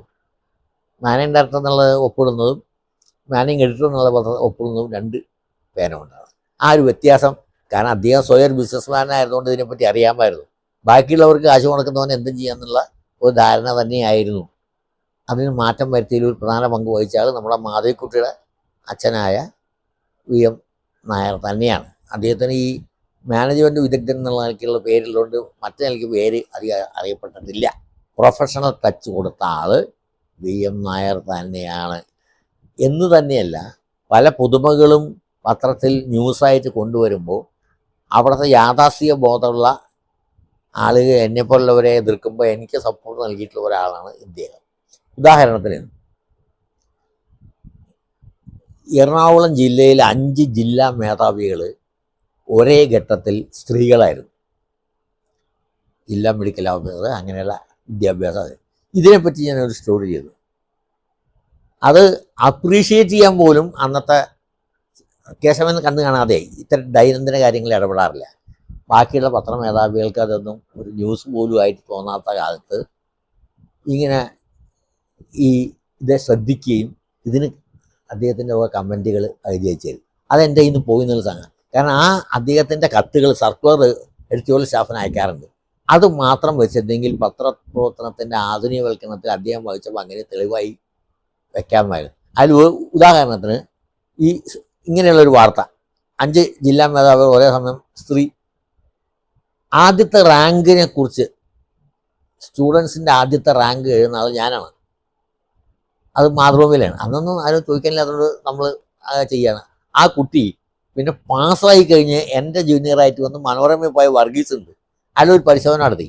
മിക്കവാറും അന്ന് എന്താകാൻ ആഗ്രഹിക്കുന്നു എന്ന് പറഞ്ഞ കുട്ടികൾ അതിനേക്കാൾ വലിയ ആളുകളായി എന്നുള്ളതാണ് സത്യം. അപ്പോൾ എനിക്ക് വലിയ ഇതില്ലാന്ന് പ്രൂവ് ചെയ്യണം എന്നുള്ള താല്പര്യമായിരുന്നു എനിക്ക്. പക്ഷെ ഞാൻ വിട്ടു കളഞ്ഞു. അതിൻ്റെ ജൂനിയറായിരുന്ന വർഗീസ് അത് ഫോളോ അപ്പ് ചെയ്ത് അതൊരു സ്റ്റോറി ആയിട്ട് കൊടുത്തു. അവരെല്ലാം അതിനേക്കാൾ വലിയ ആളുകളായി. പലരും റാങ്ക് കിട്ടിയ ആൾക്കാർ പിന്നെയും റാങ്ക് കിട്ടിയവരുണ്ട്. അതിനുശേഷം ഓൾ ഇന്ത്യ മെഡിക്കൽ ടെസ്റ്റിൽ പാസ്സായവരുണ്ട്, ഓൾ ഇന്ത്യ എഞ്ചിനീയറിംഗ്, അങ്ങനെയൊക്കെ വന്നു. അപ്പോൾ ഈ റാങ്ക് പരിപാടി ആദ്യം തുടങ്ങുന്നത് ഞാനാണ്. അതൊക്കെ അവർക്ക് സൗകര്യം ഈ VM നായരെ പോലെയുള്ള ആളുകൊണ്ട് നമുക്ക് ശരിയെന്ന് തോന്നുന്ന കാര്യം നമുക്ക് വാദിച്ച് നിൽക്കാൻ പറ്റിയ ഒരു കാര്യമാണെങ്കിൽ നമ്മുടെ എന്തും ചെയ്യാമായിരുന്നു. പക്ഷേ എൻ്റെ സീനിയറായന്മാർക്ക് രാഷ്ട്രീയമായിരുന്നു ഏകൈ. അതിൻ്റെ ദൂഷ്യം എന്താണെന്ന് വെച്ചാൽ ഇവിടുത്തെ രാഷ്ട്രീയ പ്രസംഗം നെഹ്റു ഇംഗ്ലണ്ടിൽ കോമൺവെൽത്ത് മീറ്റിങ്ങിന് പോയി പ്രസംഗിക്കുമ്പോഴും അവിടെ അവസാനിക്കില്ല. നിങ്ങളുടെ മനോഹരമായ ഈ ഭൂവിഭാഗത്തിൽ വരാൻ എനിക്ക് അതിയായ സന്തോഷമുണ്ടെന്ന് പറഞ്ഞ് സ്ഥിരം തുടങ്ങുന്നതും അത് കഴിഞ്ഞ് മാല പിള്ളേർക്ക് വലിച്ച് എറിഞ്ഞു കൊടുക്കുന്നതും എല്ലാം കൂടിയുള്ള ഒരേ വാർത്ത തന്നെ എഴുതിക്കൊണ്ടിരിക്കും. പിള്ളേർ യൂണിഫോം ഇട്ട് പടവും വെച്ച് സ്കൂളിൻ്റെ പഠിക്കൽ നിൽക്കുന്ന.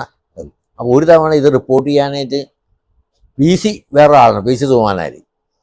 അപ്പോൾ അയാൾ എന്നെ കണ്ടതോടുകൂടി വൈക്കത്തുനിന്ന് അയാൾ വയറ്റിൽ വച്ച് സ്വാമി രാജൻ ചെയ്താൽ മതി പറഞ്ഞു. മുഴുവൻ ഈ ഒരേ കാര്യം തന്നെയല്ലേ, എഴുതാൻ നിർത്തിയില്ല. അപ്പോൾ അങ്ങനെ കണ്ടുപിടിച്ച് എഴുതാൻ വേണ്ടിയിട്ട് എഴുതുന്നത് ഓരോ നിരീക്ഷണം നടത്തിയിട്ട് റാങ്കിൻ്റെ മുമ്പാണ് പറഞ്ഞത്. അത് ഇങ്ങനെ എഴുതേണ്ടി വന്നപ്പോഴാണ് ഒരു കാര്യം ഇതുപോലെ അറിഞ്ഞത്. വാർത്ത കൊടുക്കുന്നത് പുതുമ വേണമെന്ന് പറഞ്ഞിട്ട് ഇല്ലാത്തൊരു സാധനം ഞാൻ ഭാവനയിൽ ചെറുകഥ പോലെ എഴുതിയിട്ട് കൊടുക്കാൻ പോയപ്പോൾ എൻ്റെ പേര് വെച്ച് കൊടുക്കാൻ പറ്റില്ല, സംഭവം നടന്നിട്ടില്ല, ചെറുകഥ എഴുതലല്ല വാർത്ത എന്ന് അവർ കൊടുക്കണം നിർബന്ധിച്ചു. കാരണം ഒരു വള്ളി മാത്രമായിട്ട് ഒരു കുട്ടി കാത്തു നിന്നിരുന്നെന്നും പലരും മാല ഓഫർ ചെയ്തെന്നും ആ കുട്ടി അത് വിസമ്മതിച്ചെന്നും അന്വേഷിച്ച് വന്നപ്പോൾ ആ കുട്ടിക്ക് പണ്ട് നെഹ്റു വന്ന് പറഞ്ഞു കൊടുത്ത മാലയുടെ അവശിഷ്ടമാണ് ഇതെന്നും പറഞ്ഞ് ഞാൻ ചെറുകഥ എഴുതി വെച്ചിരിക്കുകയാണ്. അത് കൊടുക്കണം. ഞാൻ പറഞ്ഞു എൻ്റെ പേരോ കൊടുക്കാൻ പറ്റില്ല, ഞാൻ ഇത് എതിർക്കുകയും ചെയ്യുന്നു. അങ്ങനെ വഴക്കുണ്ടായി. എഴുതി കൊടുക്കണം എന്ന് പറഞ്ഞു. പത്രക്കാരുടെ ജോലിയല്ല വാർത്ത കണ്ടുപിടിക്കൽ എന്ന് പറഞ്ഞിട്ട് ഞാൻ ഒരു ഉദാഹരണം പറയാം. അന്ന് മാതൃഭൂമിയിൽ ഇതൊക്കെ സംഭവം നടക്കുന്നതാണ്. അപ്പം ഞാനത് നോട്ട് ചെയ്ത് വയ്ക്കാത്തത് പലതും എനിക്കിപ്പോൾ അബ്ദായിട്ട് തോന്നുന്നുണ്ട്. കാരണം ലോയത്വത്തിൽ തന്നെ ചില കാര്യങ്ങൾ പ്രധാനമാണ്. ഉദാഹരണം, എഡിറ്റർ മാനേജിങ് ഡയറക്ടർക്കെതിരായിട്ട് 5 ലേഖനം പ്രസിദ്ധീകരിച്ചു. അതും കെ മാധവൻ നായരെ പോലെയുള്ള സമുന്നതനായ കോൺഗ്രസ് നേതാവ്. അദ്ദേഹം സ്വയം ഒരു പത്രപ്രവർത്തകനാണ്. എവിടെയൊക്കെ കൈവച്ചിട്ടുണ്ടോ കേരളത്തിൽ CR ദാസ് എന്നാണ് പറയുന്നത്. വക്കീൽ എന്നുള്ള എനിക്ക് എല്ലാവരിലും 1-ാം തരം മഞ്ചേരി അദ്ദേഹം. പിന്നെ ആളുകളുടെ ഇപ്പോഴത്തെ ഒരു തെറ്റിദ്ധാരണയുണ്ട്, കുമാരനാശൻ ആണ് ബുദ്ധമതത്തിന് ഈ പ്രോമിനൻസ് കൊടുത്തത്. കുമാരനാശാൻ ശരിക്ക് അദ്വൈതവാദിയാണ് എന്ന് പറയുമ്പോൾ കുമാരനാശാനേക്കാൾ മുമ്പ് കേരളത്തിൽ ബുദ്ധമത കണക്ഷൻ ഉണ്ടാക്കിയ ഒരാൾ മഞ്ചേരി രാമയ്യരും മിതവാദി കൃഷ്ണനുമാണ്. അവരെക്കാൾ പേര് കുമാരനാശാനുള്ളതുകൊണ്ട് കുമാരനാശാനായി വന്നു എന്നുള്ളൂ. മിതവാദി കൃഷ്ണൻ കേട്ടിട്ടുണ്ടോ നിങ്ങൾ? അതിന് മാത്രമല്ല കല്യാണി മറ്റേ ഇതാണ് വനവാസത്തിന് ശേഷം ശ്രീരാമന്റെ തിരിച്ചുവരവുമായിട്ട് താരതമ്യം ചെയ്തുകൊണ്ടാണ് ഇങ്ങനെ എഴുതിക്കുന്നത്.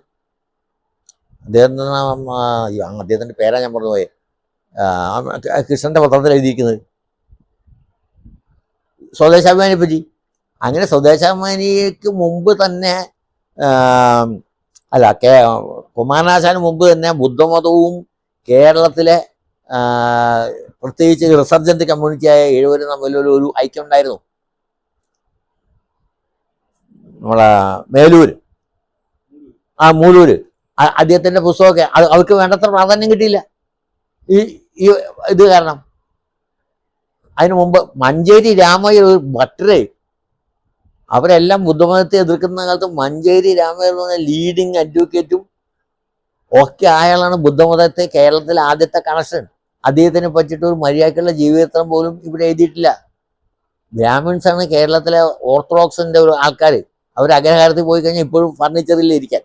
ഈ അടുത്ത കാലത്താണ് വീട്ടിൽ ഫർണിച്ചർ തന്നെ വന്നത്, ബാക്കി അവർ നിലത്തിരുന്നിട്ട്. അപ്പം അത് എൻ്റെ സഹോദരിക്ക് ഇതുപോലെ സുഖേട് വന്നിട്ട് ഞാൻ ട്രിവാൻഡ്രത്തെ മെഡിക്കൽ കോളേജ് പ്രൊഫസറെ ഇതിനെപ്പറ്റി അവളെ കാണിക്കാൻ പോയപ്പോൾ അയാൾ പറഞ്ഞു ഇത് ബ്രാഹ്മിൻസിനും മറ്റേ മുസ്ലിംസിനും കുറവാണ് ഈ വയസ്സാകുമ്പോൾ ഇരിക്കാനുള്ള മുട്ടിൻ്റെ പ്രോബ്ലം. അപ്പോൾ അതെന്താ കാരണം എന്ന് വെച്ചാൽ അവർ നിലത്തിരുന്ന് പണിയെടുക്കുക, സ്ത്രീകൾ ദോശ ഇടുന്നു, മറ്റൊരു നിസ്കാരം. ഈ രണ്ട് കാരണം കൊണ്ട് അറിയാത്തൊരു എക്സസൈസ് ഉള്ളത് കൊണ്ടും ബാക്കിയുള്ളവ നമ്മളൊക്കെ പ്രായ എക്സസൈസ് ചെയ്യില്ല, നടക്കൂല. അപ്പോൾ അതുകൊണ്ട് മുട്ടിന് താഴെ നടക്കാൻ ബുദ്ധിമുട്ട് വരുന്നു. അദ്ദേഹം എൻ്റെ അടുത്ത് പറഞ്ഞ് എനിക്ക് ഓർമ്മയുണ്ട്. ഇങ്ങനെ ഓരോ സംഭവങ്ങളും ഉണ്ടായിട്ടുണ്ട്. അല്ല ഇൻവെസ്റ്റിഗേറ്റീവ് സ്റ്റോറി കൊണ്ടുവന്നു പറഞ്ഞാൽ ഞാൻ ഇൻവെസ്റ്റിഗേഷൻ നടത്തുന്നതിനേക്കാൾ ഒരു പുതുമ പല രംഗത്തും അതുവരെ പത്രപ്രവർത്തനം ചെന്ന് ചേരാത്ത രംഗങ്ങളിൽ പുതുമ കൊണ്ടുവരുന്നതിലാണ് എനിക്ക്. അപ്പോൾ അതുകൊണ്ട് ഞാൻ എന്നെ ആ ബക്ഷിയെ പോലെയുള്ള എന്നെപ്പറ്റി ഇങ്ങനെ പുസ്തകം എഴുതി ഒരു ലേഖനം എഴുതിയപ്പോൾ എന്താണ് സ്കൂപ്പുകളുടെ രാജ്യം എന്നൊക്കെ പറഞ്ഞത്. സ്കൂപ്പ് എന്ന് പറഞ്ഞാൽ മറ്റു പത്രത്തിൽ വരാത്ത വാർത്ത എന്നുള്ള അർത്ഥത്തിൽ മാത്രമാണ്. പക്ഷെ എനിക്ക് ആ സ്കൂപ്പല്ല, പലത് മേഖലകളിൽ, ഉദാഹരണം വിദ്യാഭ്യാസ മേഖല റാങ്ക് ആദ്യത്തത്, ഈ സ്ത്രീകളുടെ പ്രാതിനിധ്യം ഇല്ലാത്ത രംഗത്ത് അവരെ കണ്ടുപിടിച്ച് പുറത്തു കൊണ്ടുവരിക, പിന്നെ കന്യാസ്ത്രീ ആദ്യമായിട്ട് സർക്കാർ ശമ്പളത്തിൽ ജോലി ചെയ്യുക, ഇപ്പോഴും അതൊരു തർക്ക വിഷയമാണ്. ഇങ്ങനെയുള്ള കാര്യങ്ങൾ മൈനോറിറ്റി റൈറ്റുമായി ബന്ധപ്പെട്ടിട്ട് ഈ വിദ്യാഭ്യാസത്തിൽ തെറ്റായ വ്യാഖ്യാനമാണ് സുപ്രീം കോടതി വരെ നൽകിക്കണമെന്ന് എഴുതിക്കുന്നതാണ് എന്നെ സംബന്ധിച്ചിടത്തോളം ഇപ്പോൾ വീണ്ടും തർക്ക വിഷയമാക്കുന്ന ഒരു കാര്യം. ഞാൻ അന്ന് എഴുതിയ അവസാനത്തെ വാചകം ഇത് ഇനി രാഷ്ട്രീയ കാലാവസ്ഥ നോക്കിയിട്ട് ഈ പ്രശ്നം വീണ്ടും വരും എന്നാണ്. ഞാൻ എൻ്റെ സ്വന്തം ധിക്കാരമായ അറിവ് വെച്ച് എഴുതിയതല്ല. എനിക്ക് സംശയം തോന്നാനുള്ള ഒരു പത്രപ്രവർത്തനം അത് മതിയല്ലോ, ഇല്ലെന്തോ ഒരു കുഴപ്പമുണ്ടെന്ന്. അത് ഞാൻ അന്നത്തെ ഡോക്ടർ പ്രസन्न എന്നോട് ചോദിച്ച് എൻ്റെ സംശയം ശരിയാണെന്ന് പറഞ്ഞിട്ടാണ് എഴുതിയത്. അദ്ദേഹത്തോട് ചോദിച്ചുകൊണ്ട് ഞാൻ എഴുതിയ പോയിന്റ് കറക്റ്റാന്ന് പറഞ്ഞിട്ട് അത് എഴുതിയിട്ട് എന്നെ ചീത്ത പറഞ്ഞുകൊണ്ട് നായനാർ മാതൃഭൂമിയുടെ വങ്കത്തരം എന്നും പറഞ്ഞു ലേഖനം പ്രസിദ്ധീകരിച്ചു. നായനാർ അന്ന് മാതൃഭൂമി രവീന്ദ്രൻ എന്നുള്ള പേരിലാണ് എഴുതുന്നത്. അപ്പോൾ എൻ്റെ ഈ ലേഖനത്തെ മാതൃഭൂമിയുടെ വങ്കത്തരം എന്ന് പ്രസിദ്ധീകരിച്ചൊരു ഒരു അധികാര പ്രതിപക്ഷത്തിന് ഉള്ളതല്ല ഇത് എന്നും പറഞ്ഞ്, അപ്പോൾ കേന്ദ്രത്തിൽ പ്രതിപക്ഷ നേതാവിന് മന്ത്രിയുടെ ശമ്പളം കൊടുത്തപ്പോൾ ഈ ഭേദഗതി കൊണ്ടുവന്ന ഒരു നിയമം വന്നു. അതുകൊണ്ടാണ് എനിക്ക് സംശയം വന്നത്. അത് വെച്ചാണ് ഞാൻ ഡോക്ടർ പ്രസിഡന്റിനോട് ചോദിച്ചത്. അപ്പോൾ എൻ്റെ വാദം ശരിയാണെന്ന് അദ്ദേഹം പറഞ്ഞു. ഈ സാധനം ഞാൻ എഴുതിയപ്പോൾ എന്നെ കളിയാക്കിക്കൊണ്ടും വങ്കത്തരം എന്ന് പറഞ്ഞ് നായനാർ എഴുതി. ഇത് കഴിഞ്ഞ് അന്ന് നമ്മുടെ സദാശിവം എന്ന് പറയുന്ന ചീഫ് ജസ്റ്റിസ് ആയിരുന്ന ആൾ ഇവിടെ ഗവർണറായിരുന്നു. ഞാൻ അച്യുതാനന്ദൻ ഇത്തരം ആനുകൂല്യങ്ങൾ കൊടുത്തപ്പോൾ അച്യുതാനന്ദന് അയോഗ്യത വരാം, കേന്ദ്രത്തിൽ ഇങ്ങനെയുണ്ട് എന്ന് പറഞ്ഞൊരു കത്തയച്ചു. അദ്ദേഹം എന്ത് ചെയ്തു? അദ്ദേഹത്തിൻ്റെ അന്ന് നമ്മൾ അബ്ദുൽ കലാം പിന്നീട് വരുമ്പോൾ ഒരു കത്ത് ഉമ്മൻചാണ്ടിക്ക് അയച്ചു ഇതിനെപ്പറ്റി അഭിപ്രായം. ഉമ്മൻചാണ്ടി മറുപടിയേ അയച്ചില്ല. മറുപടി അയക്കാത്തപ്പോൾ ഞാനത് ഇലക്ഷൻ കമ്മീഷന് വിട്ടു.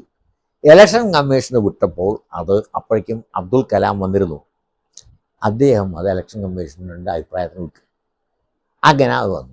ഇവർ ഈ ഓർഡിനൻസ് പാസ്സാക്കിയപ്പോൾ എന്ത് ചെയ്തു, എൻ്റെ പേര് പുറത്തു വരാതിരിക്കാൻ വേണ്ടി അതിന് മുമ്പ് തന്നെ ഒരു ചോട്ട അഡ്വക്കേറ്റിനെ കൊണ്ട് ഇതേ പരാതി എഴുതി മേടിച്ചു. എന്നിട്ട് ഈ ഓർഡിനൻസിൻ്റെ അടിസ്ഥാനത്തിൽ ഇത് അസാധുവായിരിക്കുന്നു, ഇപ്പം പ്രസക്തിയില്ല എന്ന് പറഞ്ഞ് എനിക്ക് മറുപടി തന്നു. അങ്ങനെ എൻ്റെ രേഖ അവിടെ കിടക്കുകയാണ്. നിയമസഭാ രേഖകൾ ഇപ്പോഴും ഉണ്ട്. പി രാജൻ്റെ പരാതി, കാരണം അന്ന് തമസ്കരിക്കുകയായിരുന്നു. കാരണം ഞാൻ വീരൻ മുതലാളിമാരെല്ലാം എനിക്കെതിരായി. അത് സ്കൂപ്പ് എന്ന് വാസ്തവത്തിൽ നമ്മൾ സാധാരണ അർത്ഥത്തിൽ പറയുന്ന മറ്റ് പത്രങ്ങളിൽ വരാത്ത ഒരു വാർത്ത എന്നുള്ളതാണ്. എന്നെ സംബന്ധിച്ചുള്ള സ്കൂപ്പ് എന്ന് പറയുന്നത് മറ്റ് ആരും കൈകാര്യം ചെയ്യാത്ത മേഖലയിൽ പ്രധാനമായ വാർത്തയെ ഒരു മാധ്യമ ലോകത്തേക്ക് കൊണ്ടുവന്നു എന്നുള്ളത് അധികവും വിദ്യാഭ്യാസവുമായി ബന്ധപ്പെട്ട കാര്യങ്ങളാണ്. അതിലൊന്നാണ് റാങ്ക്, രണ്ടാമത് സ്കൂൾ റീഓപ്പനിങ്. ഈ സ്കൂൾ റീഓപ്പനിങ് കേരളത്തിലെ ഏറ്റവും വലിയ വീടുകളിൽ ബാധിക്കുന്ന ഒരു വിഷയമാണ്. അത് ഞാൻ പുതിയ പിള്ളേർ ചേരാൻ പറ്റി കരഞ്ഞുകൊണ്ട് അച്ഛനും അമ്മയും കൊണ്ടുവരുന്നതും അതും ഇതെല്ലാം ഒരു ഫീച്ചർ പോലെ ഒരു സ്ക്രീൻ പ്ലേ സ്റ്റൈലിൽ ഒരു ലേഖനം എഴുതി പ്രസിദ്ധീകരിച്ചു സ്കൂൾ തുറക്കുന്ന അന്ന്. അത് പിറ്റേ ദിവസം 5 പത്രങ്ങൾ അനുകരിച്ചു. കാരണം ഓരോ വീട്ടിലൊരു പിള്ളേരോ ഒന്നും ഒരു അധ്യാപകനോടാവും. എല്ലാവരും വീട്ടിൽ സംസാര വിഷയമായി. കാരണം ഞാൻ അന്ന് ഈ സമരം ഉണ്ടാക്കാൻ നടക്കുന്നവരെ, സമരത്തിന് അനുകൂലമായിരുന്നു ഞാൻ, പക്ഷെ അതിനും കൂടി പ്രൊജക്റ്റ് ചെയ്തിരുന്നു ഇത് ഈ ന്യൂസിൽ. കാരണം ബസ്സിൽ കയറ്റില്ല പിള്ളേരെ. അപ്പം എന്നും ബസ് കണ്ടക്ടർമാരും വിദ്യാർത്ഥികളും തമ്മിൽ വഴക്കാണ്. അതും കൂടി ഹൈലൈറ്റ് ചെയ്തിരുന്നു. ആ സംഭവം ഇന്നും തീരാതെ ഒരു ശാപം പോലെ കിടക്കുകയാണ്. എന്ത് വന്നാലും ട്രാൻസ്പോർട്ടിനെതിരായിട്ട് അങ്ങനെ ഒരു ദ്രോഹവും ഞാൻ ചെയ്തു വച്ചിട്ടുണ്ട്. അത് പിന്നെ അതിനേക്കാൾ ഒരു വലിയ ദ്രോഹം ചെയ്തത് എനിക്ക് മാനസികമായി ഇപ്പോഴും വെറുപ്പുണ്ടാവുന്നത്, അടിയന്തരാവസ്ഥയ്ക്ക് എതിരായിട്ട് ഒരു ലേഖനം എഴുതി പ്രസിദ്ധീകരിച്ചു. അതിൻ്റെ പേര് ഇന്ദിരയുടെ അടിയന്തരം എന്നായിരുന്നു. അപ്പോൾ കേൾക്കുമ്പോൾ തന്നെ 16 അടിയന്തരം എന്നുള്ളൊരു തോന്നൽ വരുന്ന വിധത്തിലാണ് അത് ചെയ്തു വെച്ചത്. അത് യാതൊരു ആവശ്യമില്ലാത്ത കാര്യമായിരുന്നെന്നും മര്യാദയ്ക്ക് ഒരു തെരഞ്ഞെടുപ്പ് നടന്നു, ഒരു പണിമുടക്കം നടന്നു, ഇതൊന്നും കഴിഞ്ഞില്ലാത്ത കുഴപ്പം ഇപ്പോൾ എന്താണ്, അത് ഇന്ദിരാഗാന്ധിയുടെ സ്ഥാനം പോകുമെന്ന് ഭയന്ന് അത് തിരിച്ചു പിടിക്കാൻ വേണ്ടി CPIക്കാരുടെ പിന്തുണയോടുകൂടിയും സോവിയറ്റ് റഷ്യയുടെ പിന്തുണയോടുകൂടിയും ചെയ്ത ഒരു പരിപാടിയാണ്. അതിനെ എതിർക്കണം എന്ന് പറഞ്ഞ് ആഹ്വാനം ചെയ്യുന്ന ആയിരുന്നു ഇന്ദിരയുടെ അടിയന്തരം എന്ന് പറഞ്ഞ ലഘുലേഖ. അത് എൻ്റെ സുഹൃത്തും കോൺഗ്രസിലെ പരിവർത്തനവാദികളെന്ന് അന്ന് ആ പേര് വന്നിട്ടില്ല, ഒരു റാഡിക്കൽ വിഭാഗമായി അറിയപ്പെടുന്ന MA ജോണിൻ്റെ പത്രാധിപത്യത്തിൽ നിർണയം എന്ന് പറഞ്ഞ ഒരു വാരിക പ്രസിദ്ധീകരിച്ചിരുന്നു. അതിൻ്റെ ഭാഗമായിട്ടാണ് ഈ ലഘുലേഖ പ്രസിദ്ധീകരിച്ചത്. അതിൻ്റെ മുഖപ്രസംഗത്തിൻ്റെ സ്ഥാനത്ത് പ്രസിദ്ധീകരിച്ചു. അതിനാണ് എൻ്റെ പേരിൽ കേസ് വന്നതും ജോൺ ഒളിവിൽ പോയി. ആ ജോൺ ഒളിവിൽ പോയതിനെതിരായി ആ പാർട്ടികൾ അഭിപ്രായ വ്യത്യാസം ഉണ്ടായി. അവർ തമ്മിൽ 2 വിഭാഗമായി. ജോണിൻ്റെ ഗ്രൂപ്പുകാർ മറ്റേ പ്രകൃതി സംരക്ഷണം, പിന്നെന്താണ് ഇങ്ങനെ ഗാന്ധിയൻ രീതിയിലുള്ള ആശയപ്രകടനം, അതിലേക്ക് അവർ മാറി. SK മാധവൻ എന്ന് പറഞ്ഞ തളിപ്പറമ്പിൽ പിന്നീട് സ്ഥാനാർത്ഥിയായ ഇടതുപക്ഷ സ്ഥാനാർത്ഥിയായി വന്ന അദ്ദേഹത്തിൻ്റെ നേതൃത്വത്തിലുള്ള പരിവർത്തനവാദി വിഭാഗം, ഞങ്ങൾക്ക് അവരുടെ കൂടെ നിന്നത്, ഈ ലഘുലേഖ പ്രസിദ്ധീകരിച്ചു. അതിനെ തുടർന്ന് ഞങ്ങൾക്ക് കേസ് വന്നു. ഞാൻ 2 മാസം ജയിലിൽ കിടക്കേണ്ടി വന്നു. ചിലർ ഇപ്പോഴും വിചാരിക്കുന്ന അടിയന്തരാവസ്ഥ മുഴുവൻ ജയിലിൽ കിടന്നു. ഇല്ല, കേസ് വിട്ടു. കാരണം ആ നിയമത്തിൽ തന്നെ ഒരു വകുപ്പുണ്ടായിരുന്നു. ഈ നിയമം അതായത് ആഭ്യന്തര സുരക്ഷിതത്വത്തിന് ഭീഷണിയാണെന്ന പേര് പറഞ്ഞുള്ള അടിയന്തരാവസ്ഥയ്ക്ക് പ്രഖ്യാപിക്കുന്നതിന് മുമ്പാണ് ഈ വിവാദപരമായ ലേഖനങ്ങളോ പ്രസിദ്ധീകരണങ്ങളോ വന്നെങ്കിൽ അത് തന്നെ സാധുവായ ഒരു പരിരക്ഷയായിരിക്കും. അപ്പം ഞാൻ ജയിലിൽ കിടക്കുമ്പോൾ അച്ഛൻ്റെ കയ്യിൽ നിന്ന് ഈ പുസ്തകം മേടിച്ച് കൊണ്ടുവന്ന് നോക്കിയപ്പോൾ ഇങ്ങനെ വകുപ്പ് കിടക്കും. നോക്കിയപ്പോൾ പോലീസ് കേസ് തന്നെ ഞങ്ങളാണ് ആദ്യം പ്രസിദ്ധീകരിച്ചേക്കുന്നത്. 26-ാം തീയതി 26-ാം തീയതി അടിയന്തരാവസ്ഥ വരുന്നത്. 30-ാം തീയതി ഒറ്റയാണ് ഈ നിയമം ഇതിൽ ബാധകമാകുന്നത്. 28-ാം തീയതി പ്രസിദ്ധീകരിച്ചു വന്ന പോലീസ് കേസ് തന്നെ. പക്ഷേ അതിൻ്റെ നിർഭാഗ്യവശാൽ ആ പുസ്തകം പ്രസിദ്ധീകരിച്ച പിന്നീട് ഈ ആൻറ്റി കറപ്ഷൻ മൂവ്മെൻ്റ് നേതാവായ വന്ന MR രാജേന്ദ്രൻ അച്ചുകൂടം പൂട്ടേണ്ടി വന്നു. എന്നിട്ടും പക്ഷെ കേസ് വിട്ടുപോയി. അദ്ദേഹത്തെ വിടേണ്ടതാണ്. കാരണം ആദ്യം അച്ചടിച്ചു എന്നുള്ളതാണ് കേസ്. അച്ചടിച്ച് അത് കഴിഞ്ഞിട്ട് വിതരണം KPCക്ക് ചെയ്തു എന്നുള്ളതാണ് അവരെ പ്രകോപിപ്പിച്ചത്, കരുണാകരനെ. പക്ഷെ കരുണാകരനെ എതിർക്കരുത്, ആൻ്റണിയെ മാത്രം എതിർക്കാവൂ എന്നുള്ളൊരു കള്ള സർക്കുലർ ഉണ്ടാക്കി. ആ കള്ള സർക്കുലർ പോലീസിൽ പ്ലാൻ ചെയ്തു. അതുകൊണ്ട് കരുണാകരനും പോലീസുകാർക്കും നമ്മളെ അതിര് കടന്ന് ചെയ്യാൻ നിർത്തിയില്ല. പക്ഷെ ഇവരെല്ലാം ഇത് കരുണാകരൻ കൊണ്ടുവച്ചതാണെന്നാണ് നമ്മുടെ ആൻ്റണി ഗ്രൂപ്പുകാർ ഇന്ദിരാഗാന്ധിയുടെ അടുത്ത് പറഞ്ഞത്. അത് അവസാനം വരെ സത്യം എന്താണെന്ന് ഞാൻ പറയുന്നവരാർക്കും അറിയില്ല. ഞാൻ എന്നിട്ട് കരുണാകരനോടും ആൻ്റണിയോടും സത്യം പറഞ്ഞു, അങ്ങനെ ഒരു സാധനം ഇല്ല, നിങ്ങളെ വഴക്കുണ്ടാക്കാൻ വേണ്ടി ഞാൻ ഉണ്ടാക്കി വെച്ചതാണ് എന്നും പറഞ്ഞ് കരുണാകരൻ ഇതൊന്നും കുസമില്ല. അന്നത്തെ നാളെ എന്ത് വേണമെന്ന് മാത്രമേ ഉള്ളൂ പുള്ളി. നാളെ എന്ത് നേടുന്നതാണ്. ആൻ്റണിക്ക് കൊല്ലാത്ത ക്ഷീണം ചെയ്തു. ആൻ്റണിക്ക് ഇന്ദിരാഗാന്ധിയുടെ വിശ്വാസ്യത നഷ്ടപ്പെട്ടു. അങ്ങനെ ഒരു സർക്കാർ ഇല്ലാത്ത സർക്കാർ ഉണ്ടാക്കി എന്നുള്ളത് എനിക്ക് ഇപ്പോഴും ഒരു മനസ്സാവുണ്ടാക്കുന്ന ഒരു കാര്യമാണ്. കാരണം ഞാൻ എപ്പോഴും സത്യം വിട്ടിട്ട് കളിക്കാറില്ല. കോൺഗ്രസ് പ്രസ്ഥാനത്തിൻ്റെയും നമ്മുടെ സ്വാതന്ത്ര്യ സമരത്തിൻ്റെ ഏറ്റവും വലിയ പ്രത്യേകത അത് സത്യത്തിൽ ഊന്നി ഗാന്ധി നടത്തിയ സമരമാണ്. ഇപ്പോൾ ചമ്പാരൻ സമരം വന്നപ്പോൾ ഓരോ അവിടുത്തെ കർഷകരുടെ ബുദ്ധിമുട്ടിനെക്കുറിച്ച് ഗാന്ധി എഴുതിയിരിക്കുകയാണ് സ്വന്തം കൈപ്പടയിൽ. 8000 പേജ് സ്വന്തം കൈപ്പടയിൽ അത്രയും വലിയൊരു നേതാവ് ഇലക്ട്രിസിറ്റി ഇല്ലാത്ത കാലത്ത് എഴുതിയെന്ന് പറഞ്ഞാൽ ഏത് വിപ്ലവകാരിക്ക് സാധിക്കും? എനിക്കാണെങ്കിൽ 5 മിനിറ്റ് എഴുതാൻ പറ്റില്ല. ഗാന്ധി സ്വന്തം എന്നിട്ട് വായിച്ച് കേൾപ്പിക്കുകയാണ്. ആരെങ്കിലും ഒരാൾ അതിനെ എതിർത്താൽ കളയാണ്. അങ്ങനെയാണ് ചമ്പാരൻ സമരം ഗാന്ധി നടത്തിയിട്ടുള്ളത്. ഇവരെല്ലാം കയ്യടി കിട്ടാനുള്ള ഗാന്ധി പഠിത്തം നടത്തിയുള്ളൂ. എനിക്കത് ഒരു വിഷയമായിരുന്നു ആ സ്വാതന്ത്ര്യ സമരത്തിൻ്റെ പ്രത്യേകതകളും ഒക്കെ. അപ്പോൾ ആ സ്വാതന്ത്ര്യ സമരത്തിൻ്റെ പ്രത്യേകതകളായിട്ട് ഞാൻ പറഞ്ഞതാണ്. ഇപ്പോഴും പല ആൾക്കാരും അത് പറഞ്ഞു നടക്കുക. ഞാൻ ഈ PRD ക്ലാസ്സൊക്കെ എടുത്തിട്ടുണ്ടെന്നുള്ളത്. അതായത് കറുത്ത വർഗ്ഗക്കാരുടെയും അല്ലാത്തവരുടെയും ഒരേപോലെ നേതൃത്വം അവരംഗീകരിച്ച് ഗാന്ധിക്ക് മാത്രമേ ഉള്ളൂ. നെൽസൺ മണ്ടേലയാണെങ്കിൽ പോലും കറുത്ത വർഗ്ഗക്കാരുടെ നേതാവാണ്, സവർണർ അംഗീകരിക്കില്ല. ഇതുപോലെ OBC ജാതി മതങ്ങൾക്ക് അതീതമായി ഒരേ ഒരു നേതാവ് ആദ്യം അംഗീകരിക്കപ്പെട്ട ആൾ മഹാത്മാഗാന്ധിയാണ്. അംബേദ്കർ എതിർക്കുമ്പോൾ പോലും അംബേദ്കറേക്കാൾ പിന്തുണ ഗാന്ധിക്കായിരുന്നു. പട്ടികജാതിക്കാരുടെ കൂട്ടത്തിൽ മഹാനായ പണ്ഡിതനായ അംബേദ്കർ ഒരു മണ്ടത്തരം ചെയ്തിട്ടുണ്ട്. ഇത്രയും ചരിത്രം അറിയുന്ന ആള് പൂന പാക്ടിൻ്റെ പേരിൽ ഒരു എഴുത്തയച്ചു ബ്രിട്ടീഷ് ഇമ്പീരിയൽസ് മന്ത്രിക്ക്. ഇന്ത്യ മുഴുവൻ സ്വാതന്ത്ര്യം കൊടുത്താലും മറ്റേ നിങ്ങൾ വിട്ടുപോകരുതെന്ന് അംബേദ്കർ എഴുതി പൂത്തിവെച്ചേക്കുന്ന ഒരു ചരിത്രമല്ലേ ഇത്. അംബേദ്കർ എഴുതി അയച്ചു ബ്രിട്ടീഷ് ഇമ്പീരിയൽസിന്. പാവം, ഒരു കൊല്ലം കഴിയുമ്പോഴേക്കും സ്വാതന്ത്ര്യം കിട്ടി. എന്നിട്ട് ഇവർ അംബേദ്കറെ കോൺഗ്രസ്സുകാരെ ആദരിച്ചില്ല ഈ കാരണം കൊണ്ടാണ്. കാരണം ബ്രിട്ടീഷ് ഇമ്പീരിയൽസിനെ അംബേദ്കർ പിന്തുണച്ചുകൊണ്ടാണ്. അതല്ലാതെ അംബേദ്കറോടുള്ള ജാതീയ എതിർപ്പല്ല. കാരണം അംബേദ്കർ വരുന്നതിന് മുമ്പ് തന്നെ ഭരണഘടനയിൽ ഈ ഭേദഗതി അംഗീകരിച്ചു. പോലീസിൻ്റെ സമീപനം ഞങ്ങളോട് മര്യാദയ്ക്ക് തന്നെ പെരുമാറിയത്. അതിന് കാരണം അവരുടെ നേതൃത്വത്തിലുള്ള കരുണാകരനെ എതിർക്കരുത്, ആൻ്റണിയെ എതിർക്കുമെന്ന് പറഞ്ഞ് കള്ള സർക്കുലർ ഇറക്കിയല്ലോ. അതിൻ്റെ സത്യാവസ്ഥ കണ്ടുപിടിക്കലായിരുന്നു ഇവരുടെ മെയിനായിട്ടുള്ള ലക്ഷ്യം. പക്ഷെ അത് ചോദ്യം ചെയ്യേണ്ടത് എങ്ങനെയാണെന്ന് ഇവന്മാർക്ക് അറിയില്ല. ഇല്ലാത്തൊന്നും ഭാവനയിൽ എഴുതി വെച്ചതെന്ന് ആലോചിക്കാൻ നമുക്കറിയില്ല. എൻ്റെ സുഹൃത്തായ ബാലകൃഷ്ണനോട് അയാൾക്ക് പോലീസ് മെഡൽ കിട്ടിയിട്ട് ഞാൻ ട്രിവാൻഡ്രത്തേക്ക് മാറ്റം കഴിഞ്ഞ് ആ സത്യം സന്തോഷം എന്നെ അറിയിക്കാൻ വന്നപ്പോഴാണ് ഞാൻ സത്യം പറഞ്ഞു കൊടുത്തപ്പോഴാണ് അദ്ദേഹത്തിന് മനസ്സിലാവുന്നത്. ഞങ്ങളെ 5 പ്രാവശ്യം ചോദ്യം ചെയ്തു ജയിലിൽ വെച്ച്. 3 പ്രാവശ്യം കേന്ദ്ര ഇൻ്റലിജൻസും 2 പ്രാവശ്യം സ്റ്റേറ്റ് ഇൻ്റലിജൻസും. 2 പേരും സമർത്ഥരായ പോലീസ് ഉദ്യോഗസ്ഥന്മാരായിരുന്നു. അവർക്കും സത്യം മനസ്സിലാക്കാൻ പറ്റിയില്ല.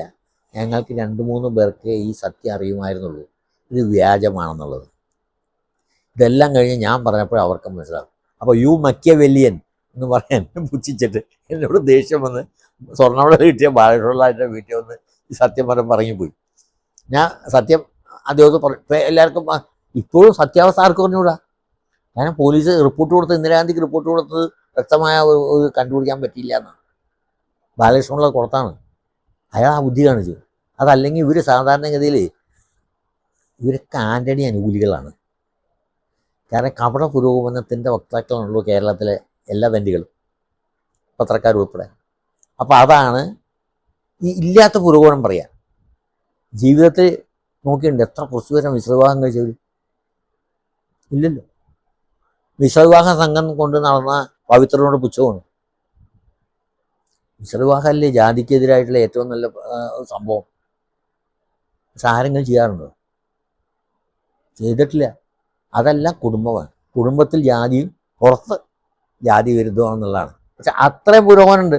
EMSനെ പോലെ തനി മാർക്സിസ്റ്റ് അനുകൂലമായിട്ടുള്ള ആൾക്കാർ മോഡേണൈസേഷൻ കൊണ്ട് ആധുനികവൽക്കരണം കൊണ്ട് ഫ്ലാറ്റ് അങ്ങനെയൊക്കെ വരുമ്പോൾ ജാതി ഇല്ലാതെയാകും ഓട്ടോമാറ്റിക്കായിട്ട് എന്നുള്ളതാണ് അവരുടെ.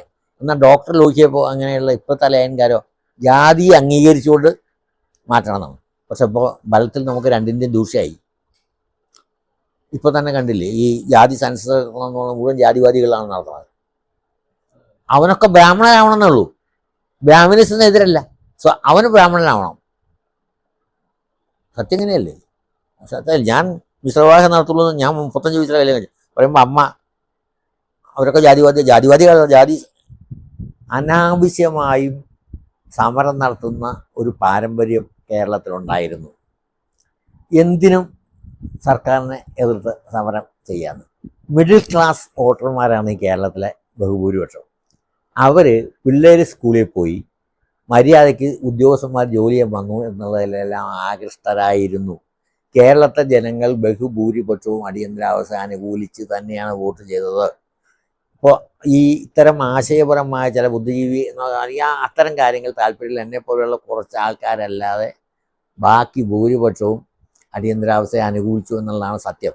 അത് പറഞ്ഞാൽ തങ്ങൾക്ക് ക്ഷീണമാവുന്നുള്ളത് കൊണ്ട് നുണ പറഞ്ഞ് പരത്തുകയാണ് പിന്നീടുണ്ടായത്. അറിഞ്ഞില്ല എന്നൊക്കെ സാധാരണ നിങ്ങൾക്ക് അറിയാമായിരുന്നെങ്കിൽ ഇവർക്കറിയില്ലേ? അറിഞ്ഞും കൊണ്ട് തന്നെ ആ വിഭാഗം വോട്ട് ചെയ്തിട്ടാണ് ഇവർ ജയിച്ചത്. അതായത് ഇവർക്കൊക്കെ വലിയ ജോലി ചെയ്യാതെ വാചകം അടിച്ച് പ്രമാണിയാകണമെന്നുള്ള സംസ്കാരമാണ് നമ്മുടെ ഇടത്തരക്കാരിൽ ഭൂരിപക്ഷവും. ജോലി ചെയ്യുന്നതിന് വിമുഖതയുണ്ട്. തമിഴന്മാർക്കോ സർദാർജിമാർക്കോ അവർ പറയുന്നതനുസരിച്ച് പ്രവർത്തിക്കും. ഇവിടെ അങ്ങനെയല്ല. ഉദാഹരണത്തിന് മിശ്രവിഭാഗത്തിനെ പറ്റി പ്രസംഗിക്കുകയും സ്വയം ജാതി നോക്കി മാത്രം വിവാഹം കഴിക്കുകയും ചെയ്യുന്നവരാണ് ഇവിടെ 99%. അതിന് ഇടതുപക്ഷം ഒരാശയപരമായ പരിവേഷവും കൊടുത്തു. അതായത് തൊഴിലാളി വർഗത്തിൻ്റെ മുന്നേറ്റത്തോടുകൂടി ഇത് സ്വാഭാവികമായി ഇല്ലാതെയാകുമെന്നും നഗരവൽക്കരണം അർബനൈസേഷൻ വരുമ്പോൾ ഫ്ലാറ്റുകളെല്ലാം വരികയും അപ്പോൾ താമസം എല്ലാവരും ജാതി മത ഭേദമന്യേ ഒന്നിച്ച് താമസിക്കുക, അങ്ങനെ ക്രമേണ ഇല്ലാതെയാകും എന്നുള്ളതാണ് ഈ തിയറി. ഇതിന് വിരുദ്ധമായ ലോക സോഷ്യലിസ്റ്റ് പ്രസ്ഥാനത്തിൽ ഡോക്ടർ ലോഹിയാണ് പ്രധാനമായി ഒരു എതിർ ചിന്താഗതി. ജാതിയെ അത് അംഗീകരിച്ചുകൊണ്ട് തന്നെ അതിന് പരിഗണന കൊടുത്ത് സത്യം പറഞ്ഞാൽ ഈ എന്താ പറയുക അഫർമേറ്റീവ് ആക്ഷൻ, അതായത് ജാതി വ്യത്യാസങ്ങൾ ഇല്ലാതെയാക്കാൻ വേണ്ടിയിട്ടുള്ള ബോധപൂർവമായ പരിപാടി ആദ്യം ആവിഷ്കരിച്ച ആൾ ഇന്ന് ഏറ്റവും ചീത്ത പറയപ്പെടുന്ന സ്വദേശാഭിമാനിയാണ്. അദ്ദേഹമാണ് ഈ പിന്നാക്കക്കാരെ പ്രത്യേകം പഠിപ്പിക്കണം എന്ന് പറഞ്ഞത്. ഇവരെന്ത് ചെയ്തു? പിന്നീട് വന്ന ഈ യാദവ മോഡല് ആൾക്കാർ അവർ ഇദ്ദേഹത്തെയും ജാതിവാദിയായിട്ട് ചെയ്ത് അദ്ദേഹം എഴുതിയ ബാക്കി കാര്യങ്ങൾ വായിച്ചിട്ടില്ല. സാക്ഷാൽ പ്രിയദർശൻ്റെ കയ്യിൽ മാത്രമേ ഈ രേഖകൾ ഉണ്ടായിരുന്നുള്ളൂ. അത് വായിച്ചിട്ടുള്ള ആൾ വേണുക്കുറുപ്പും ഞാനും മാത്രമാണ്. ഞാൻ പ്രിയദർശൻ്റെ എന്ന് വെച്ച് വേണുക്കുറുപ്പിന് കൊടുക്കുകയാണ് ചെയ്ത്. സ്വദേശാഭിമാന ജീവചരിത്രം അക്കാദമി പ്രസിദ്ധീകരിച്ചതിൽ ഇതെല്ലാം അക്കമിട്ട് നിരത്തിയിട്ടുണ്ട്. അപ്പം അദ്ദേഹം ജാതി നോക്കിയിട്ടല്ല പറഞ്ഞത്, ഇവർക്ക് പ്രത്യേക വിദ്യാഭ്യാസം കൊടുത്ത് മുന്നോട്ട് കൊണ്ടുവരണം എന്നാണ്. പ്രത്യേക വിദ്യാഭ്യാസം ഇവർക്ക് അന്നത്തെ കാലത്തെ നിലവാരത്തിൽ ചിന്തിക്കാനേ പറ്റിയിട്ടുള്ളൂ. ആർക്ക്? സ്വദേശാഭിമാനിക്ക് ഒഴിച്ച് ബാക്കി എല്ലാവർക്കും, ബാക്കി പ്രമാണിമാർക്കും. അങ്ങനെ അദ്ദേഹമാണ് അഫർമേറ്റീവ് ആക്ഷൻ്റെ ലോകത്തിലെ പിതാവ് എന്നുള്ളത് ഞാൻ പറഞ്ഞതാണ്. എനിക്കെതിരായ വേറൊരു ഇപ്പോൾ ഈ സോക്കോൾഡ് പുരോഗമനവാദികളെ എതിർക്കാനുള്ള കാരണം അത് ഒരു കാര്യം പറയാം. മാതൃഭൂമിയിൽ ആ സ്വാതന്ത്ര്യം ഉണ്ടായിരുന്നു. അതിന് ഭംഗം വരുത്തിയ ആളാണ് വീരേന്ദ്രകുമാർ. കാരണം അദ്ദേഹത്തിന് ലോകത്തിലെ എല്ലാറ്റിലും അഭിപ്രായമുണ്ട്, അതെല്ലാം അത് മാത്രമേ ശരിയെന്ന് വിശ്വസിക്കുകയും അവിടെ ഒരു എന്നോട് എതിർപ്പുണ്ടാവാൻ കാര്യം ഇദ്ദേഹത്തിന് ആചാര്യനായി കഴിയുന്ന ലോഹ്യ ഇങ്ങനെ ബില്ല് അവതരിപ്പിച്ചിട്ടുണ്ടെന്ന് ഞാൻ വലിയ അഡ്വക്കേറ്റുമാരുടെ മുമ്പിൽ വെച്ച് പുറത്തു പോയിടുകയും അവിടെ അത് എനിക്കൊരു ആദരവ് കിട്ടുന്ന ഇടയാകുകയും ചെയ്തു. കാരണം ഇദ്ദേഹം അതിൻ്റെ പണ്ഡിതനല്ലേ. ആ പണ്ഡിതൻ ആ വിഷയത്തിൽ തന്നെ എൻ്റെ മുമ്പിൽ ചെറുതായി പോയി എന്നുള്ള തോന്നൽ അദ്ദേഹത്തിനുള്ളതുകൊണ്ട് എന്നോട് ഉറപ്പ് കൂടി. പറഞ്ഞ I will go to any extent പിരിച്ചുവിടുന്നു പറഞ്ഞു. അപ്പോഴാണ് ഞാൻ പറഞ്ഞത് എനിക്കത് പേടിയില്ല എന്ന്. അത് അന്ന് മാതൃഭൂമിയിൽ ആശയപരമായ കാര്യത്തിൽ പൊതുവേ ഒരു കോൺഗ്രസ് അനുകൂലം എന്നല്ലാതെ ഓരോ ചെറിയ കാര്യത്തിലൊന്നും ശ്രദ്ധിക്കാറില്ല. വളർത്തവനെല്ലാം വെളിച്ചപ്പാട് തന്നെയായിരുന്നു. അപ്പോൾ ആ സ്വാതന്ത്ര്യത്തിനനുസരിച്ച് ഞാൻ വളരെ ഉപയോഗിച്ചിട്ടുമുണ്ട്. അങ്ങനെയാണ് മാനേൻ്റെ അടുത്ത് തോക്കെന്ന് പറഞ്ഞ് എഴുതിയതാണ്. അങ്ങനെ പറഞ്ഞിട്ടില്ല. 5000 വോട്ടിലധികം വ്യത്യാസമുള്ളവർ ഇത് ഇത്തരം ആശയപരമായ കാര്യം കൊണ്ട് ഒരു മണ്ഡലത്തിലും മാറി വോട്ട് ചെയ്യാൻ ഇടയില്ല എന്ന് ഞാൻ പറഞ്ഞു. അത് ഈ ഇദ്ദേഹത്തിന് ആ കോൺസ്റ്റിറ്റ്യുവൻസിനും എതിരായി വരുമായിരുന്നു. പക്ഷേ ഓരോ കോൺസ്റ്റിറ്റ്യുവൻസി നോക്കിയിട്ടല്ലോ നമ്മൾ എഴുതുന്നത്. അപ്പം അത് ഞാൻ അദ്ദേഹത്തിനെതിരായി എഴുതിയെന്ന് വ്യാഖ്യാനിച്ചു. പക്ഷെ അന്ന് മുതലാളിമാരെല്ലാം അതിനനുകൂലമായിരുന്നു. അപ്പോൾ പ്രധാന വാദം ഇതാണ്, പത്രക്കാരൻ പത്രത്തേക്കാൾ വലുതാവുന്നു. അതെ, തിരുവനന്തപുരം എഡിഷൻ തുടങ്ങുന്നതിന് മുന്നോടിയായിട്ട് ബ്യൂറോ സ്ട്രെങ്തൻ ചെയ്യാനായിട്ട് തീരുമാനിച്ചു. അപ്പോൾ അവിടെ പി സി സുകുമാരനും പി ആർ വാര്യരുമാണ് എൻ വി എസും, കേട്ടിട്ടില്ല എൻ വി എസ് വാര്യർ അവിടുത്തെ. അപ്പോൾ അതിൻ്റെ ഭാഗമായി ഇവരൊക്കെ 5 മണിയാകുമ്പോൾ വീട്ടിൽ പോകുന്നവരാണ് സത്യം പറഞ്ഞാൽ. പി സി ആണെങ്കിൽ അന്നത്തെ പരിപാടി നോക്കി എഴുതി കൊടുക്കുകയുള്ളൂ, ബാക്കിയെല്ലാം അദ്ദേഹത്തിന് അബ്കാരിയുടെ പബ്ലിക് റിലേഷൻസാണ്. സംഗതി നമ്മുടെ സുഹൃത്താണ് സത്യം. ആ ബ്യൂറോ സ്ട്രെങ്തൻ ചെയ്യുന്നതിൻ്റെ ഭാഗമായിട്ട് എന്നെ 2 ഉദ്ദേശം ഉണ്ടായിരുന്നു. ഒന്ന് ഇവിടെ ഇന്ന് അങ്ങോട്ട് മാറ്റാൻ സത്യനും ഞാനും ചന്ദ്രനും ഒരു കെട്ടായിരുന്നു. അപ്പം ഞങ്ങളെ ഒന്ന് വേർതിരിപ്പിക്കാൻ വേണ്ടിയും കുത്തിത്തിരിപ്പിൻ്റെ ഭാഗമായി ഈ വീരൻ്റെ ചെങ്കിടികൾ, വീരനല്ല ആ ചെങ്കിടിയെല്ലാം കൂടി അപ്പോൾ രാജനെ അങ്ങ് മാറ്റി. അപ്പോൾ എനിക്ക് ഇവിടെ സ്വന്തം വീട്, ഈ വീട് അച്ഛൻ്റെ ഉണ്ട്, വാടക കൊടുക്കാൻ താമസിക്കാം. അവിടെ വാടക കൊടുത്ത് താമസിക്കണം, ഭാര്യയ്ക്ക് ഇവിടെ ചെറിയ ജോലിയുണ്ട്, അതും കളഞ്ഞ് പോകണം. വലിയ ബുദ്ധിമുട്ടായിരുന്നു. പക്ഷെ ഞാനതിന് വഴങ്ങിയില്ല. പോയി കഴിഞ്ഞിട്ട് അവിടെ ഒന്നാമത് രാഷ്ട്രീയ നേതാക്കളൊക്കെ എൻ്റെ വീട്ടിൽ വരുന്നവരും എനിക്ക് അടുത്ത സുഹൃത്തുക്കളും ഇവിടെ വന്നിരുന്ന് സംസാരിക്കുന്ന ആൾക്കാരുടെ ആന്റണിയും മറ്റുമൊക്കെ ആയിരുന്നത്, ഉമ്മൻചാണ്ടിയൊക്കെ, അവരൊക്കെ പൊക്കുന്നത്. അപ്പോൾ അവരൊക്കെ ആയിട്ട് എനിക്ക് അടുപ്പുണ്ടായിരുന്നു. കരുണാകരൻ ഇത്തിരി സീനിയർ നേതാവാണ്, പക്ഷേ എൻ്റെ അച്ഛനായിട്ട് ഇവിടെ ഉണ്ടായിരുന്നു. വേലായുധൻ സീനിയർ ആണെങ്കിലും എന്നോട് വലിയ വാത്സല്യമായിരുന്നു. അപ്പോൾ അങ്ങനെയുള്ള ചില രാഷ്ട്രീയക്കാരായിട്ട് ബന്ധം കൊണ്ടുമൊക്കെ അവിടെ ഇവരൊക്കെ തന്നെ ഒരു ഇടതുപക്ഷ ചിന്താഗതിയിൽപ്പെട്ട് കിടക്കുകയായിരുന്നു. അന്ന് കോൺഗ്രസ് അനുകൂലമല്ലല്ലോ, തിരുവനന്തപുരം പട്ടണത്തിലുള്ള വിഭാഗത്തിൽപ്പെട്ടതായിരുന്നു. അങ്ങനെയാണ് അവിടെ മാറ്റിയത്. അത് കഴിഞ്ഞിട്ട് അവിടെ എസ്റ്റാബ്ലിഷ് ചെയ്യുന്നതിൽ ഈ പറഞ്ഞ പോലെ റാങ്കിൻ്റെ മറ്റേ പുതിയ ചില വാർത്തകളും പുതിയ രംഗങ്ങളും 12 മണിക്കുള്ള സംഭവം പിറ്റേ ദിവസം പത്രത്തിൽ കൊടുക്കാൻ തുടങ്ങിയത് ഞങ്ങൾ എറണാകുളത്ത് പരീക്ഷിച്ച് വിജയിച്ചുള്ളതാണ്. ഉദാഹരണത്തിന് ക്രിസ്മസിൻ്റെ ദിവസം അവധിയായിരിക്കും. പക്ഷെ അന്ന് രാത്രി 12 മണിക്ക് കർദിനാൾ ഉണ്ണിയേശുവിനെ എടുത്തുകൊണ്ടൊരു പ്രാർത്ഥനയുണ്ട്, ഇത് കൂടെ വന്നു. അത് ഞാൻ പറഞ്ഞ് ഫോട്ടോ എടുത്ത് പിറ്റേ ദിവസം പത്രത്തിൽ വരുത്തുകയും അദ്ദേഹത്തിൻ്റെ പ്രസംഗത്തിൻ്റെ 2-3 വരി അപ്പോൾ പത്രത്തിന് പ്രസിദ്ധിയായി. എടാ അന്ന് പുതുമയാണല്ലോ, അതിന് രാജമധുവാനുള്ള നല്ല ചിത്രവും. അങ്ങനെ അവിടെ എസ്റ്റാബ്ലിഷ് ചെയ്യുന്നതിൽ പല പങ്കും ഇത്തരം വാർത്തകളിലൂടെ യൂത്ത് ഫെസ്റ്റിവലിൻ്റെ വാർത്തകൾ, പിന്നെ സാധാരണ കൈകാര്യം ചെയ്യാത്ത ഈ ഫെമിനിസ്റ്റ് ഇഷ്യൂസ്, അത്തരം കാര്യങ്ങൾ അവിടെ എസ്റ്റാബ്ലിഷ് ചെയ്യുന്നതിൽ പങ്കാവും. ഇവിടെ അങ്ങനെ ചെയ്തത്, ഇവിടെ ക്രിസ്ത്യൻസിൻ്റെ ആയിരുന്നു ഡോമിനൻസ്. അപ്പോൾ ഈ പള്ളിയിൽ ഞങ്ങൾക്ക് മാത്രമേ കൊടുക്കാൻ പറ്റുള്ളൂ. അന്നൊന്നും ഇതൊന്നും വാർത്ത കൊടുക്കാനൊന്നും ആരും പോവില്ല. പള്ളിയിലെ പ്രാർത്ഥന ഉണ്ണിയേശുവിനെ എടുത്തുകൊണ്ട് വരുന്ന ചിത്രം കാണാനല്ലേ ആൾക്കാർ നോക്കുന്നത്. അപ്പോൾ പാവം സ്ത്രീകളെല്ലാം വാങ്ങിച്ച് നോക്കുമല്ലോ. അത് തിരുവനന്തപുരത്ത് തന്നെ ആറ്റുകാൽ ഞാൻ ചെയ്തേക്കുന്ന ഒരു ദ്രോഹത്തിലൊന്നാണത്. ഈ ആറ്റുകാൽ ഞാൻ തിരുവനന്തപുരത്ത് വരുന്ന കാലത്ത് ഇത്ര വലിയ ഒരു ആർഭാട വിഷയമേ അല്ല.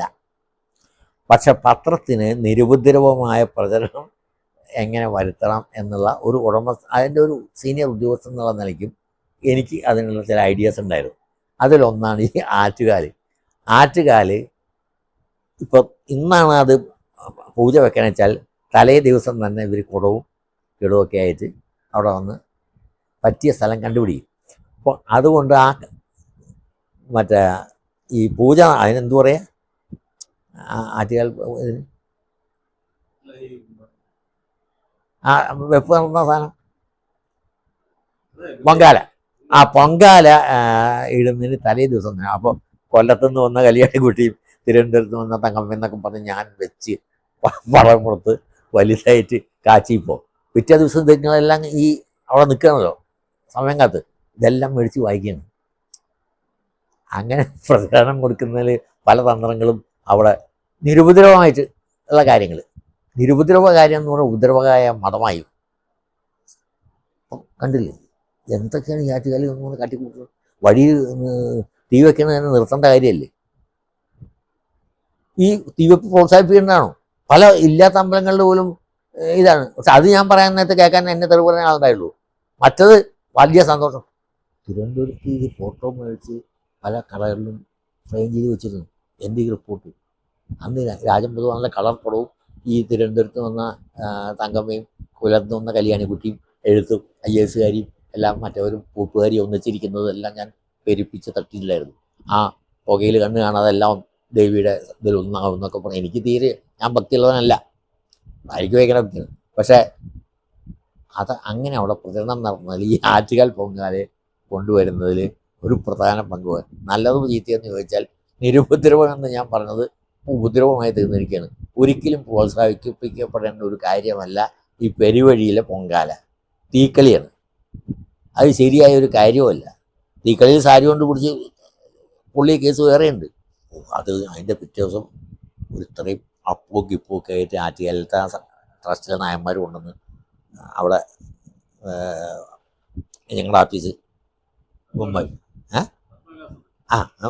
അത് തന്നെ ശാന്തിനഗറിൽ എനിക്ക് നല്ല ഓർമ്മയുണ്ട്. അവന്മാർ തന്നെ ഞെട്ടിപ്പോയില്ലേ. അങ്ങനെ വെച്ച് കീച്ചിക്കല്ലേ, പെരുപ്പിച്ച് എഴുതിക്കല്ലേ.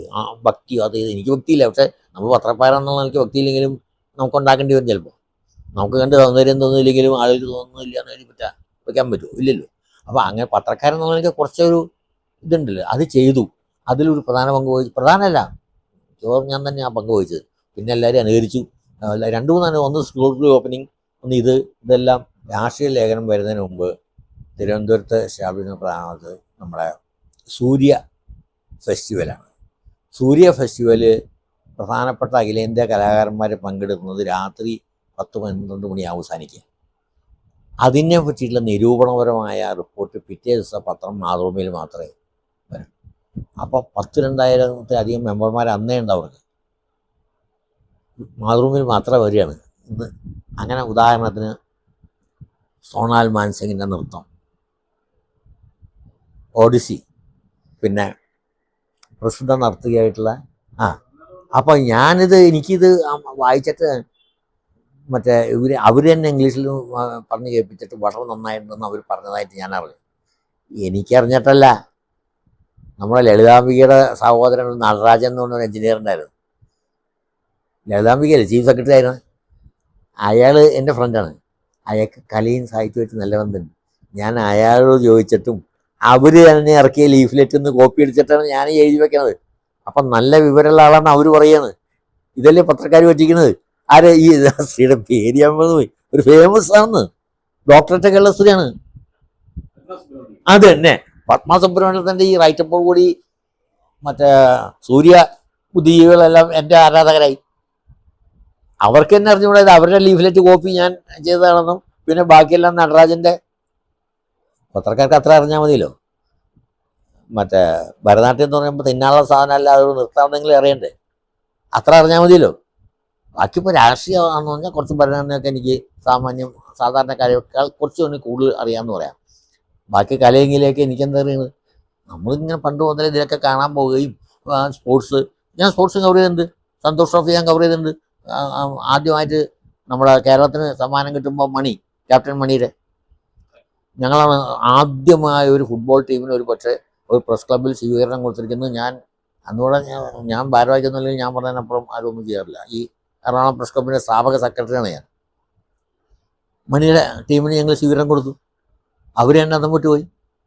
പിന്നെ സ്പോർട്സുകാർക്കൊന്നും ഒരു പ്രാധാന്യം കിട്ടില്ലല്ലോ.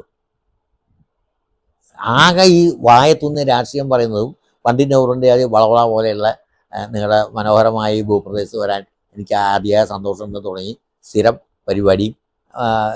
നെഹ്റു ആണെങ്കിൽ ഇംഗ്ലണ്ടിൽ പോയി പ്രസംഗം വേറെ ആയി കഴിഞ്ഞാണ്, ഇവിടെ അവസാനിക്കില്ല. അതായിരുന്നു അത് മാറ്റിയെടുക്കുന്നതിലൊരു പ്രധാനമല്ല, ഞാൻ തന്നെ ചെയ്യേണ്ടി വന്നു. ആ പ്രൊഫഷണൽ അപ്രോച്ച് അപ്രീഷിയേറ്റ് ചെയ്യാൻ പോലും അന്നും വി എം നായരെ ഉണ്ടായിരുന്നുള്ളൂ എന്നുള്ളതാണ് അദ്ദേഹത്തിൻ്റെ യോഗ്യത.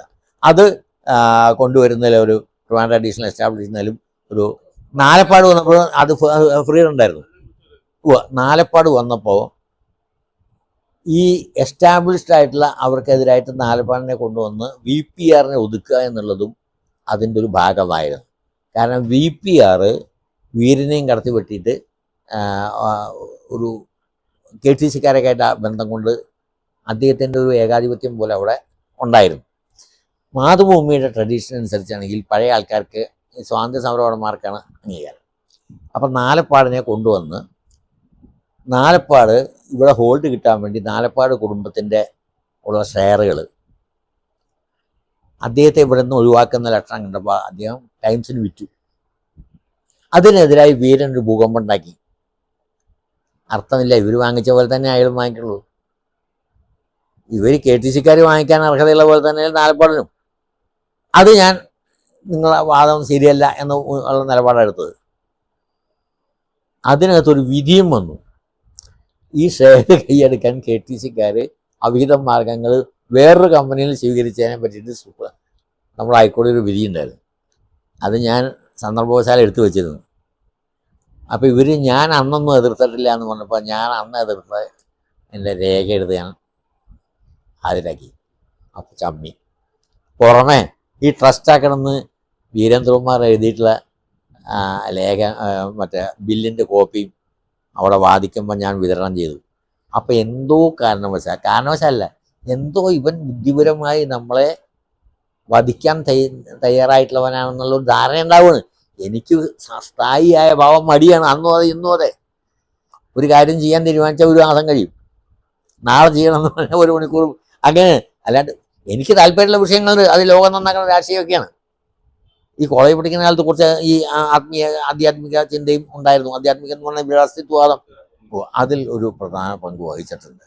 അതെന്താ കാരണം എന്ന് ചോദിച്ചാൽ, ഇവർ വരുന്നതിന് മുമ്പ് അസിസ്റ്റൻ്റ് എഡിറ്റർ ആയിരുന്ന നിലയ്ക്ക് എനിക്ക് കിട്ടിയിരുന്ന കത്തുകൾ വെച്ചിട്ടാണ് ഞാൻ ആളുകളുടെ റിയാക്ഷൻ നോട്ട് ചെയ്യുന്നത്. അപ്പോൾ ഈ പത്രാധിപർക്കുള്ള കത്തൊക്കെ ഡീൽ ചെയ്തിരുന്നത് ഞാനാണ്. അതിലൊരു പ്രധാന വിഷയം ഈ തിരുവനന്തപുരത്തെ ഇപ്പോൾ ED ഉദ്യോഗസ്ഥന്മാരെ പറ്റി പറഞ്ഞ പോലെ എക്സൈസുകാരുടെ അഴിമതിയെ പറ്റിയായിരുന്നു. അപ്പോൾ ഈ എക്സൈസുകാരുടെ അഴിമതിയെ പറ്റിയിട്ട് നമുക്കൊരു പരമ്പര തയ്യാറാക്കി പ്രസിദ്ധീകരിക്കണം. ഞാനാണ് നാൽപ്പാടിനോട് പറഞ്ഞ്. അതിന് ഭയങ്കര റെസ്പോൺസായിരുന്നു. ഒരു മുറി നിറ ചാക്കിൽ കത്ത് വന്നു. കാരണം അന്ന് ഈ മാലദ്വീപിലേക്ക് പോകാൻ, അപ്പം ശേഖരനെ മാലദ്വീപിലേക്ക് അയച്ച് കൊണ്ടുവരാനും അവൾ പോണ വഴിക്ക് ആളുകളുടെ പെരുമാറ്റം എങ്ങനെയാണ്, എക്സൈസുകാരുടെ പെരുമാറ്റം എന്നൊക്കെ ഞാനൊരു ചെറിയ കോച്ചിങ് കൊടുത്താണ്. ശേഖരനാണ് അത് എഴുതിയത്. അത് വേലി തന്നെ വിളവ് തന്നും. ഇപ്പം അതെല്ലാവരും ആ വാക്ക് പ്രയോഗിക്കുന്നുണ്ട്. അത് ഞാൻ എഴുതിയതാണ്. എഴുതിയത് ശേഖരൻ തന്നെയാണ്. ഞാൻ പറഞ്ഞു കൊടുത്ത എൻ്റെ ഗൈഡൻസ് എൻ്റെ ചുമതലയായിരുന്നു ഈ സ്പെഷ്യൽ റിപ്പോർട്ടുകൾ. അപ്പോൾ അത് നാലപ്പാട് എഡിറ്ററായിരിക്കുമ്പോഴാണ് അതിനുള്ള സ്വാതന്ത്ര്യം നാലപ്പാട് തന്നിരുന്നു. നാലപ്പാട് വെറുതെ തന്നതുമല്ല, അവിടെ വന്നിട്ട് ഒരു മുറി നിറ കത്ത് വന്നു. ഒരു മുറി നിറ ചാക്കൽ കെട്ടിയിട്ട് കത്തിട്ട്. കാരണം ഈ ഇവരുടെ കള്ളത്തരവും അവിടെ നിന്ന് ഡിങ്കോൾഫി എന്നുള്ള വാക്ക് അങ്ങനെയാണ്. ഈ എക്സൈസുകാർ തമ്മിൽ ഡിങ്കോൾഫി എന്ന് പറഞ്ഞാൽ കള്ളത്തരത്തിൻ്റെ കാച്ച് കിട്ടിയിട്ടുണ്ടെന്ന് തമ്മിൽ കമ്മ്യൂണിക്കേറ്റ് ചെയ്യണത്.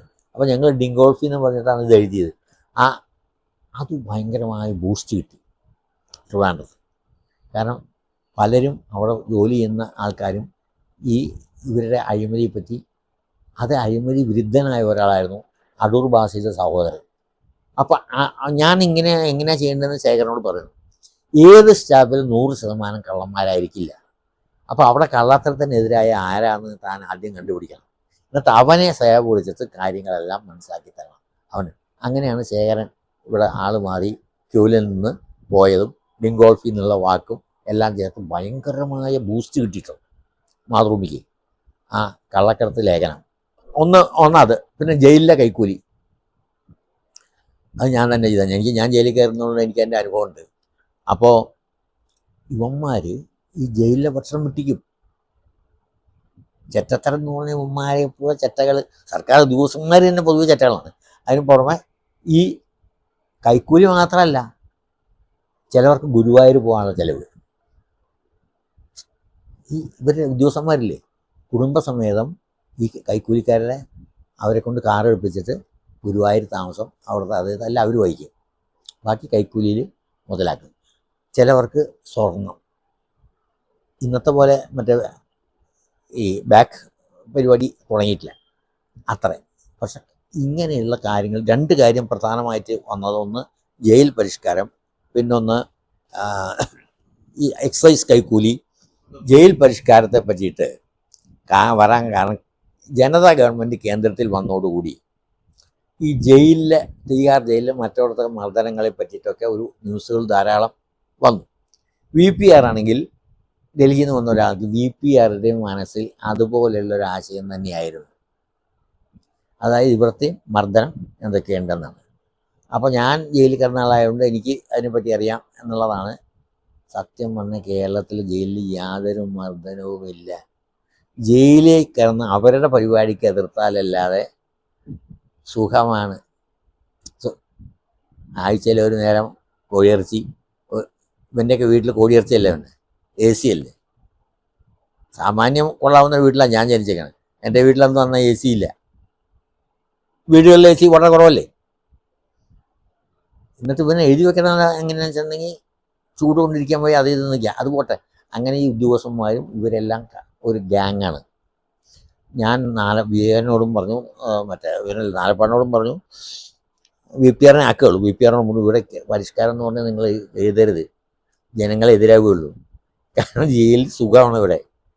ജോലി ചെയ്യാതെ ഇതുപോലെ കാശ് കിട്ടുന്നവന്മാരും കക്കുന്നവരും ഞാൻ കണ്ടിട്ടില്ല എന്ന് ഞാൻ പറഞ്ഞു. അതിനെ അത് എഴുതാൻ വേണ്ടി ഞാനാണ്.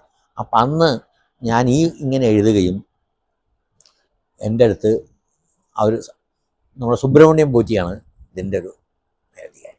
അദ്ദേഹം ഇവർക്ക് അനുകൂലമായ നിലപാടെടുക്കുന്ന ഒരാൾ.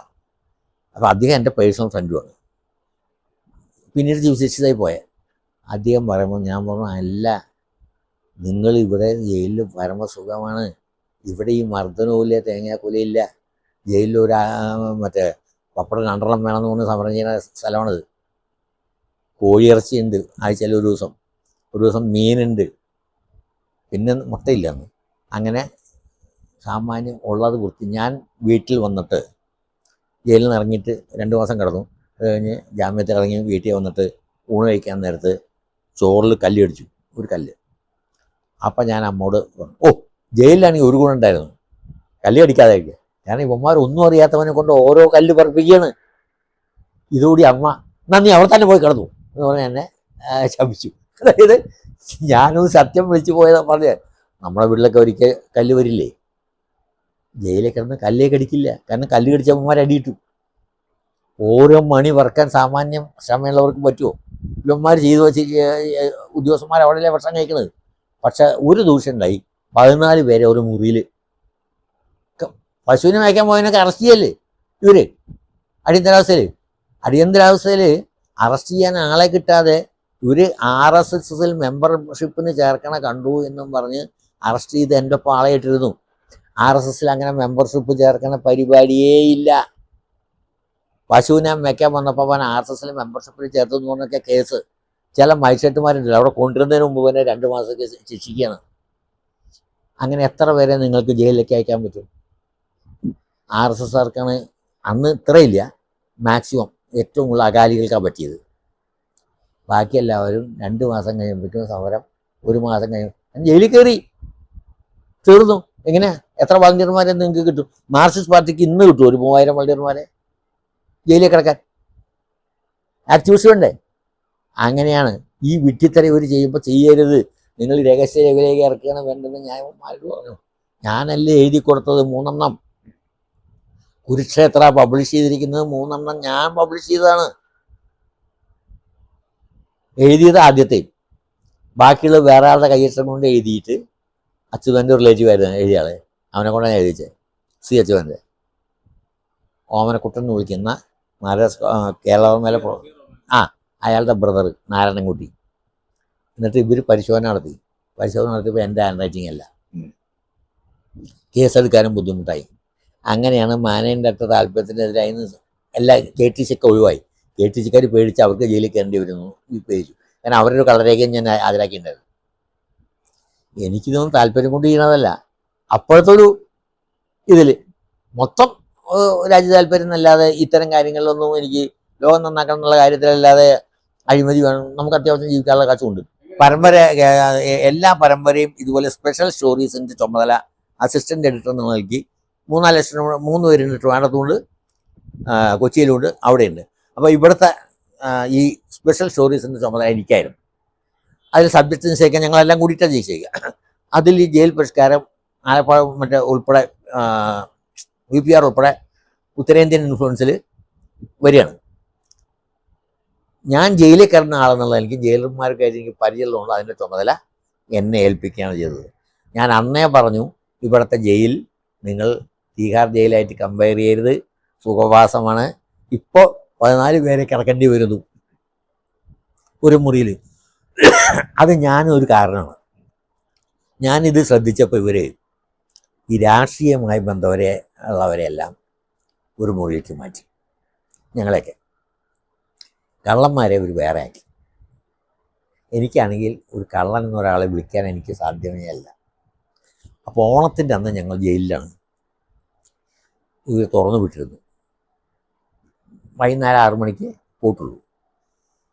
അപ്പോൾ ഇവർ എല്ലാം കൂടി ഇരുന്ന് ഓരോ വർത്തമാനം. ഞാൻ ഈ എൻ്റെ കൂട്ടത്തിലുണ്ടായിരുന്ന രാഷ്ട്രീയക്കാരായ അഡ്വക്കേറ്റ് രാമചന്ദ്രൻ, പിന്നെ ദേവസിക്കുട്ടി, അതിൽ സെക്രട്ടറി ആയിരുന്നവരുടെ ഓഫീസിൻ്റെ ചുമതലയുള്ള, വേറെ ഓഫീസിൻ്റെ ചുമതലയുള്ള ഓഫീസ് സെക്രട്ടറി, അവിടെ വർത്തമാനം പറയുന്ന കൂട്ടത്തിൽ ആറാഞ്ചേരി ദേവസി എന്ന് പറഞ്ഞ ഒരാൾ ഞങ്ങളുടെ കൂട്ടത്തിലുണ്ടായിരുന്നു. അപ്പോൾ അയാൾ എൻ്റെ അടുത്ത് വർത്തമാനം പറഞ്ഞു, സാറേ, കേരളത്തിലെ പ്രസിദ്ധരായ 6 കള്ളന്മാരുണ്ട്. അന്ന് ആറാഞ്ചേരി ദേവസി അവൻ തന്നെ.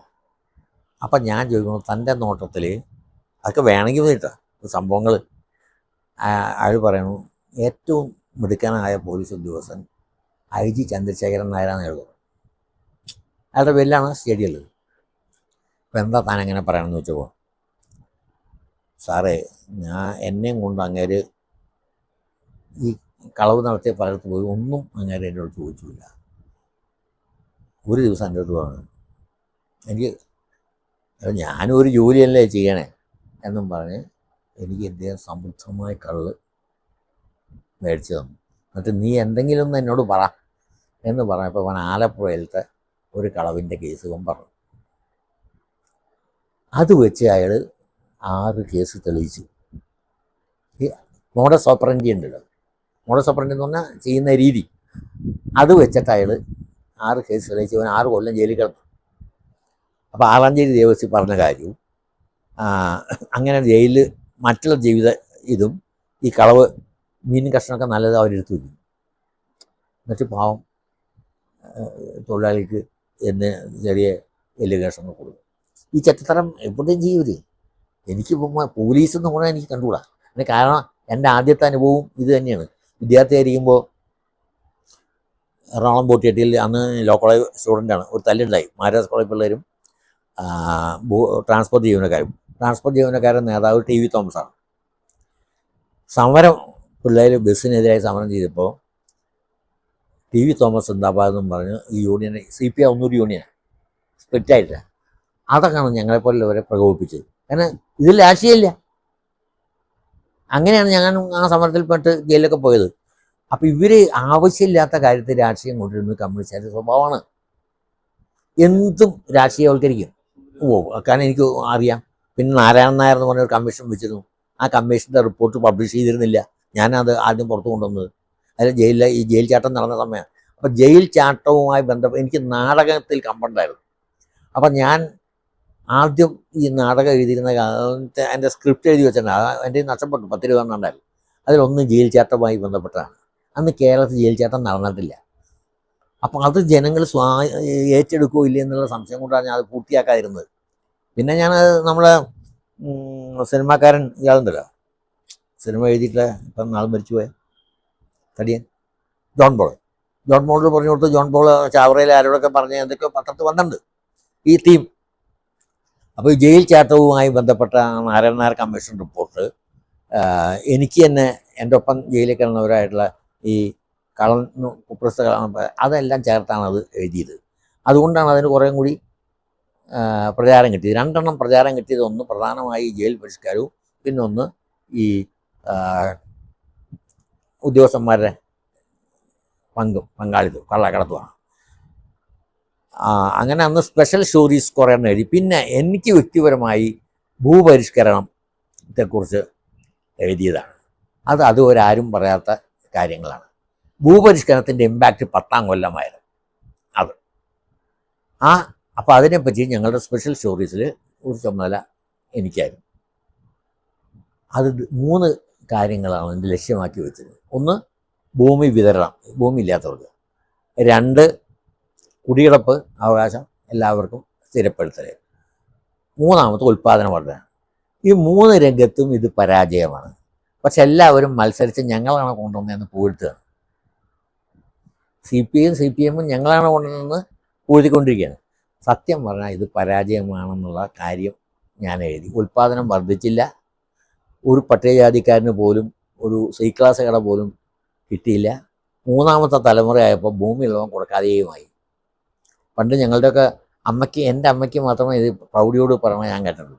കാരണം അച്ഛൻ സർക്കാർ ഉദ്യോഗങ്ങളുടെ ആളായതുകൊണ്ടും അമ്മയ്ക്ക് ഈ തറവാടിത്തം പറയുന്ന നായന്മാരുടെ സ്വഭാവം ഉള്ളതുകൊണ്ടും അമ്മ 8 രൂപയുടെ മണി ഓർഡറൊക്കെ വരുമ്പോൾ കൊള്ളാടി നിലം അത് ഇതെന്നൊക്കെ പറഞ്ഞ് ഞങ്ങളൊന്നും കേട്ടിട്ടില്ല. അതെല്ലാം പറയാം അമ്മ. അങ്ങനെ ഉണ്ടായിരുന്ന കാര്യങ്ങൾ. ഒരു ജോലിയും ചെയ്യാൻ നായന്മാർക്ക് എവിടെ സ്ഥലം തന്നെ അറിയോ? ഇല്ലല്ലോ. നമ്മൾ ആ വീട് ഞാൻ കണ്ടിട്ടുണ്ട്. ആ വീട് അന്നത്തെ ആ സ്ഥലത്തായിട്ട് കാരണം ഹോട്ടലൊന്നുമില്ല. ഉദ്യോഗസ്ഥന്മാരോ എല്ലാവരും ട്രാൻസ്ഫറായി വന്ന് താമസിക്കുന്നത് കുഴപ്പര മാളികയിലായിരിക്കും, ഏതെങ്കിലും വലിയ തറവാട്ടിലൊന്നും ഇല്ലായിരിക്കും. ഈ നായന്മാരുടെ അവർക്കല്ലേ ഭൂമിയുള്ളൂ. അല്ലാണ്ട് ആർക്കാ ഇംഗ്ലണ്ടിൽ അയച്ച് പഠിപ്പിക്കാൻ പറ്റണേ? ഭാരതിലെ പാസ്സാവാൻ പോലും പറ്റില്ലല്ലോ. അങ്ങനെയല്ലേ അന്ന്. അത് പോട്ടെ, അങ്ങനെയാണ് വന്നത്. അങ്ങനെ ഈ 3 സ്റ്റോറികൾ, സ്പെഷ്യൽ സ്റ്റോറികൾ മാതൃഭൂമിയുടെ പ്രചാരം വർദ്ധിപ്പിക്കുന്നതിൽ പ്രധാന പങ്ക് അവിടെ വഹിച്ചിട്ടുണ്ട്. പിന്നൊന്ന് നക്സലൈറ്റുകളെ കുറിച്ചുള്ളതാണ്. ആ നക്സലൈറ്റുകളെ കുറിച്ചുള്ള എനിക്ക് നല്ല പരിചയം ബന്ധമുണ്ടായിരുന്നെങ്കിലും അതിൻ്റെ വേണു ഒളിച്ച് കനഡയെ പോയതും അതൊക്കെ ഞങ്ങൾ അതിൽ ഉൾപ്പെടുത്തിയിരുന്നു. പുറത്തു വരാത്ത പല കാര്യങ്ങളും അതിൽ ഉൾപ്പെടുത്തുന്നു. കുമ്പളങ്ങി ആക്രമണ കേസ്, ആളെ തെറ്റി ആക്രമണം ചെയ്യുക, പിന്നെ ആ കൊട്ടാരക്കര പോറ്റിമാരെ കഴുത്ത് വെട്ടി ഗേറ്റിൽ കുത്തിവെക്കുക, ഇതിനെല്ലാം അങ്ങനെയാണ് ആ സ്പെഷ്യൽ സ്റ്റോറീസ് മാതൃഭൂമി എസ്റ്റാബ്ലിഷ് ചെയ്യുന്നതിൽ ഒരു പ്രധാന പങ്ക് വഹിച്ചിട്ടുണ്ട്. അത് ഈ പറഞ്ഞ പോലെ ഒളിവിലുള്ള വേണുവിനെ ഇൻ്റർവ്യൂ ചെയ്തു. അത് ഞാൻ ഇൻ്റർവ്യൂ ചെയ്ത് തിരുവനന്തപുരം എഡിഷൻ തുടങ്ങണമെന്ന് ആണ് പബ്ലിഷ് ചെയ്തത്. നമ്മുടെ വേണു അപ്പോൾ ഒളിവിലാണ്. അതെങ്ങനെയാണെന്ന് വെച്ചാൽ ബാസുരേന്ദ്ര ബാബു എന്ന് പറഞ്ഞ ആളെ കേട്ടില്ല നിങ്ങൾ? ബാസുരേന്ദ്ര ബാബു എൻ്റെ സുഹൃത്തായിരുന്നു, എനിക്ക് പരിചയം ഉണ്ടായിരുന്നു. അപ്പോൾ നക്സലൈറ്റുകളിൽ പല ആൾക്കാരും എനിക്ക് തിയററ്റിക്കലായിട്ട് വന്നിട്ടുണ്ടായിരുന്നു, അവനൊക്കെ എതിരായിരുന്നെങ്കിലും ബാസുരേന്ദ്ര ബാബുവാണ് ഈ വേണുമായിട്ടുള്ള ഇൻ്റർവ്യൂ അറേഞ്ച് ചെയ്തത്. വഴുതക്കാട്ട് ഒരു വീട്ടിൽ വെച്ചാണ്. അതിൻ്റെ റെക്കോർഡിൻ്റെ സാധനം ഇപ്പോൾ എവിടെ കിടക്കണമെന്നറിയില്ല, എൻ്റെ കയ്യിലുണ്ടായിരുന്നു കുറേ കാലം. അപ്പോൾ ഞാൻ സംസാരത്തിലും മറ്റു കാര്യങ്ങളിലും ഒക്കെ ഈ ഭൂപരിഷ്കരണത്തിൽ തുടങ്ങിയ കാര്യങ്ങൾ, അതിൻ്റെ പരാജയം, അത് ഇവരായിട്ട് സംസാരിച്ചിട്ടുണ്ട്. അപ്പോൾ എന്നെ അവർക്ക് വിശ്വാസമായിരുന്നു. അങ്ങനെ ബാസുരേന്ദ്ര ബാബു ഇടനിലക്കാരനായി നിന്നിട്ട് വഴുതക്കാട്ട് ഇവരുടെ സുഹൃത്തിൻ്റെ ഒരു ബാങ്ക് എംപ്ലോയിയുടെ വീട്ടിൽ വെച്ചാണ് ഇൻ്റർവ്യൂ ചെയ്യുന്നത്. ആ ഇൻ്റർവ്യൂ ഞാൻ അതേപോലെ ടൈപ്പ് ചെയ്തിട്ട് ഒരു മാറ്റവും ഇല്ലാതെ എനിക്ക് യാതൊരു തൃപ്തിയില്ലായിരുന്നു. കാരണം ആൾ വായിക്കാത്ത രീതിയിലുള്ള പ്രത്യയശാസ്ത്രവും തേങ്ങക്കൊലയൊക്കെയാണ് അയാൾ എഴുതി വെച്ചേക്കണത്. എന്നാണ് ഇവർ ചില വാക്കുണ്ട് കേട്ടാൽ മനം പറ്റും. അതാണ് അതൊക്കെ വെച്ചിട്ട് എഴുതി. അത് പക്ഷേ ഒരു കാര്യം നാടകീയത ഉണ്ടായിരുന്നു. ആ നാടകീയത പ്രചരിപ്പിക്കുന്നതിൽ പ്രധാന പങ്ക് വഹിച്ചത് നായനാർ EMS ഒക്കെ തന്നെയാണ്. ഞങ്ങളുമൊക്കെ ജയിലിൽ കിടന്നുണ്ട്, ഞങ്ങളെ ആരും ഒളിവിലുള്ളപ്പോൾ ആരും ഇൻ്റർവ്യൂ ചെയ്യാൻ വന്നിട്ടില്ല എന്നും പറഞ്ഞ് ഞാൻ ഇൻ്റർവ്യൂ തന്നെ പുച്ഛിച്ചുകൊണ്ട് ഇവർ പ്രസംഗിച്ചു. പുച്ഛിച്ചതല്ല, സാമ്രാജ്യത്വ അമേരിക്കൻ താല്പര്യങ്ങൾക്ക് വേണ്ടി മാർഷൽസുകളിൽ ഭിന്നിപ്പുണ്ടാക്കാൻ വേണ്ടിയാണ് ഇത് ചെയ്തതെന്ന് ആണ് അവരുടെ നിലപാട്. സത്യത്തിൽ വായിച്ചു നോക്കിയാൽ എനിക്ക് ഇവരോട് തന്നെ പുച്ഛമാണ്. ഈ നടക്കാത്ത കാര്യം, ഇന്ത്യ പോലെ സ്ട്രോങ് സ്റ്റേറ്റുള്ള ഒരു സ്ഥലത്ത് 2-3 പോലീസ് സ്റ്റേഷൻ ആക്രമിച്ച് ഇവിടെ വിപ്ലവം ഉണ്ടാക്കാമെന്ന് പറഞ്ഞാൽ എന്തും ഇടികൊണ്ട് ചാവുക എന്നല്ല ഞാൻ പറഞ്ഞത്. അത് എഴുതിയിട്ടുണ്ടല്ലേ. ഞാൻ നിങ്ങളുടെ ഈ പരിപാടി ഇതുവരെ ജനങ്ങളുടെ ഇടയിൽ അന്ന് അസംബ്ലിയിൽ ചർച്ച ചെയ്യുമ്പോൾ നമ്മൾ ചെയ്യേണ്ട കാര്യമായിരുന്നു. എൻ മോഹനൻ എൻ്റെ അടുത്ത് ചെവിയിൽ പറഞ്ഞതാണ് അസംബ്ലിയിൽ ഇരുന്ന്. അതായത് അവരുടെ ഡോക്ടറെ ചെരുപ്പ് തൂക്കുക തുടങ്ങിയ പരിപാടി നടന്നു കോഴിക്കോട്ട് ഇവരുടെ കൈക്കൂലിക്കെതിരായിട്ട്. അത് നമ്മൾ ചെയ്യേണ്ടതായിരുന്നു. അവന്മാർ ചെയ്ത് അവന്മാർ പ്രസിദ്ധി നേടിയെന്ന് മോഹനൻ നിയമസഭയെ പ്രസ് ഗാലറിയിൽ നിന്ന് എൻ്റെ അടുത്ത് ചെവിയിൽ പറഞ്ഞാണ്. ആ കാര്യത്തിൽ ഞാൻ ഇവരെ എതിർത്തുകൊണ്ട് അന്ന് വേണുമൊക്കെ ശക്തിയായി വാദിക്കുകയാണ്. ഞങ്ങളെല്ലാ ജനങ്ങളുടെ അഭിപ്രായം ശേഖരിച്ചതിന് ശേഷം എഴുതിയെന്ന്. ഒരു കൊല്ലം വേണ്ടി വന്നില്ല പുളിയ. അപ്പോഴേക്കും വേണു നക്സലും വിട്ടു. വേണു ഗൗരിയമ്മയുടെ മറ്റേ രാഷ്ട്രീയ പാർട്ടിയിൽ പോയി. അതാണെങ്കിൽ അതിലും ചീത്തപ്പേരായി. ആകെ ഇതാണ് സംഭവം. ഞാൻ എഴുതാപ്പുറം എന്ന് പറഞ്ഞ ഒരു കോളം അത് എഴുതി. കാരണം എൻ്റെ ഈ 4-ാം പേജിൽ വരുന്ന അഭിപ്രായപരമായ ലേഖനങ്ങൾ നോക്കുന്നത് എൻ്റെ ചുമതലയായിരുന്നു. ആ സ്പെഷ്യൽ സ്റ്റോറീസും അതിൽ ഒന്നായിരുന്നു ഈ ഞാൻ പറഞ്ഞ ജയിൽ പരിഷ്കാരവും മറ്റേ ഭൂപരിഷ്കരണത്തിൻ്റെ ഇമ്പാക്റ്റും ഒക്കെ. അത് എഴുതിയപ്പോൾ ഇങ്ങനെ ഭൂപരിഷ്കരണം പരാജയമാണെന്ന് അന്ന് എല്ലാവരും പരസ്പരം മത്സരിച്ച് ഞങ്ങളെ കൊണ്ടുവന്ന് മത്സരിക്കുമ്പോൾ ഞാനല്ല, ഇത് 3 രംഗത്തും പരാജയമാണ്. ഉൽപ്പാദനവും വർദ്ധിച്ചില്ല, ഭൂവിതരണം ഒന്നുമില്ല, ഒരു സി ക്ലാസ് കട പോലും പട്ടികജാതി പട്ടികവർക്കാർക്ക് കിട്ടിയിട്ടില്ല എന്നും പറഞ്ഞ് എഴുതുകയും കുഞ്ഞാമൻ, പാവം മരിച്ചുപോയ കുഞ്ഞാമനില്ലേ, അദ്ദേഹം എൻ്റെ നിലപാടാണ് അനുകൂലമായിട്ട് എഴുതിയത്. ഇതിൽ പിന്നീട് വളരെ വർഷം കഴിഞ്ഞു അപ്പോഴേക്കും എന്നെ എതിർത്ത ഒരാൾ, ഏറ്റവും മാന്യനായ നമ്മുടെ CPIയുടെ നേതാവായിരുന്ന എന്താ ഇൻ്റലക്ച്വൽ റാങ്കോടുകൂടിയൊക്കെ പാസ്സായിട്ടുള്ള കേരളത്തിൽ അദ്ദേഹം വലിയ ആളാണ്, അവരുടെ അന്ന് എഴുതിയ ആളാണ്. എന്നോട് പറഞ്ഞപ്പോൾ ഞാൻ പറഞ്ഞു ഇല്ല, നിങ്ങളുടെ മൂന്നിലും പരാജയമാണ്. അത് കാരണം നിങ്ങൾ ഈ പുസ്തകം നോക്കി വിപ്ലവം ഉണ്ടാക്കുന്നതുകൊണ്ട് പറ്റുന്ന അബദ്ധമാണ്. അവിടെ അങ്ങനെ ഉണ്ടായിട്ടുണ്ട്. 1911 യനാനിൽ എന്ത് സംഭവിച്ചു നോക്കിയിട്ടാണ് നിങ്ങൾ ഇവിടെ എഴുതുന്നത്. അങ്ങനെയല്ല, ഇവിടെ 100 കാര്യങ്ങളുണ്ട് ഇതിനകത്ത്. അതിന് ഉദാഹരണം ഞാൻ പറഞ്ഞ ഒരു ഉദാഹരണം എനിക്ക് ഇപ്പോഴും ഓർമ്മയുണ്ട്. 1 ഏക്കർ ഉടമസ്ഥനായ ഒരു നായരും 1 ഏക്കർ ഉടമസ്ഥനായ ഈഴവനും തമ്മിൽ ഇവിടെ വലിയ വ്യത്യാസമുണ്ട്. കല്യാണം നടത്തുമോ? പോവാ. ഒരു ഹരിജൻ, അയാൾക്ക് 1 ഏക്കറുണ്ട്, 2 ഏക്കറുണ്ട്, നമുക്ക് 1 ഏക്കർ ഉള്ളതെന്ന് പറഞ്ഞാൽ കല്യാണം നടത്തും പെങ്ങളുടെ? ഇതൊക്കെ ഞാൻ ഇവന്മാർ ചോദിച്ചിട്ടുള്ളതാണ്. അപ്പോൾ എന്നെ അല്ലല്ല ഞങ്ങൾ തെളിവെടുപ്പ് നടത്തിയിട്ടാണെന്നൊക്കെ എൻ്റെ അടുത്ത് വേണു പറഞ്ഞു, സാക്ഷാൽ കെ വേണു. അത് കൈകാര്യം ചെയ്യുന്ന വിഷയം മിക്കവാറും രാഷ്ട്രീയം തന്നെയായിരുന്നു. ആ രാഷ്ട്രീയത്തിൽ ഈ പറഞ്ഞ പോലെ ഇൻഡെപ്തായിരുന്നു, കുറച്ച് സാധാരണക്കാർക്ക് അത്ര ദഹിക്കുന്ന കാര്യമായിരുന്നില്ല. അപ്പോൾ ഉദാഹരണത്തിന് ഞാനീ പറഞ്ഞ ഭൂവിതരണം, ഉൽപാദന വർധന തുടങ്ങിയ അങ്ങനെയുള്ള കാര്യങ്ങളൊന്നും ആളുകളെ സംബന്ധിച്ചിടത്തോളം വലിയ വിഷയമായിരുന്നില്ല. അത് ഞാൻ 2 കൊല്ലം എഴുതിയുള്ളൂ. അപ്പോഴേക്കും ഈ വീരനൊക്കെ നിരുത്സാഹപ്പെടുത്തുന്ന ഇതായിരുന്നു. ആ കോണം പ്രശ്നമാണെന്ന് പറഞ്ഞാൽ നിങ്ങൾ പറഞ്ഞാണ്ടല്ലോ, നിങ്ങളുടെ നിലവാരമുള്ളവരുടെ ഇടയിലാണ് സാധാരണക്കാർ. അതെ, മാതൃഭൂമിയിൽ തന്നെ എനിക്കെതിരായിട്ട് വർഗീസിനെ ഉൾപ്പെടെയുള്ളവരെ വീരം പ്രേരണ കേൾക്കി പറയിപ്പിച്ചത് നിർത്താൻ വേണ്ടിയിട്ട് ആരും വായിക്കുന്നില്ല എന്നാണ് എനിക്ക് കിട്ടുന്ന റെസ്പോൺസ് എന്ന് എനിക്കറിയായിരുന്നു. കുറച്ച് പേര് വായിക്കുന്നുള്ളൂ വെച്ചാൽ അവരെല്ലാം ആരൊക്കെ വായിച്ചിരുന്നതെന്നറിയാം സ്ഥിരമായിട്ട്. EMS, CM Stephen, AK Antony. AK ആന്റണിയാണ് ഏറ്റവും പുതിയ ലെറ്റർ. ഒന്നും വായിക്കാത്ത കേരനാരൻ. കരുണാകരന് രാഷ്ട്രീയം എന്ന് പറഞ്ഞാൽ നാളെ എന്തെന്നുള്ളതാണ്. അതുകൊണ്ട് അയാളെ ചീത്ത പറഞ്ഞാൽ എഴുതിയതുപോലെ അയാൾക്ക് യാതൊരു കുഴപ്പമില്ല. ആന്റണിക്ക് അവിടെ ഇന്ദിരാഗാന്ധി ഇടപെട്ടു. ഇതിൽ മറ്റേ വ്യാജ രേഖ എഴുതിയിട്ട് പോലീസ് സൈഡിന് അവരെടുക്കാൻ വേണ്ടി ഞങ്ങൾ അവിടെ വെച്ചു. അത് എടുത്ത് അത് കരുണാകർ കൊണ്ട് വെച്ചതാണെന്നാണ് നമ്മൾ സാക്ഷാൽ സുധീരൻ ഉൾപ്പെടെയുള്ള PC ചാക്കോ ഉൾപ്പെടെയുള്ളവർ PCC മീറ്റിങ്ങിൽ വാദിച്ചത്. അന്ന് വൈകുന്നേരമാണ് ഞങ്ങളെ അറസ്റ്റ് ചെയ്തത്. റെയ്ഡ് നടത്തി മാതൃഭൂമി ഓഫീസിൽ വന്ന് എൻ്റെ കയ്യക്ഷരം നോക്കി എടുത്തു.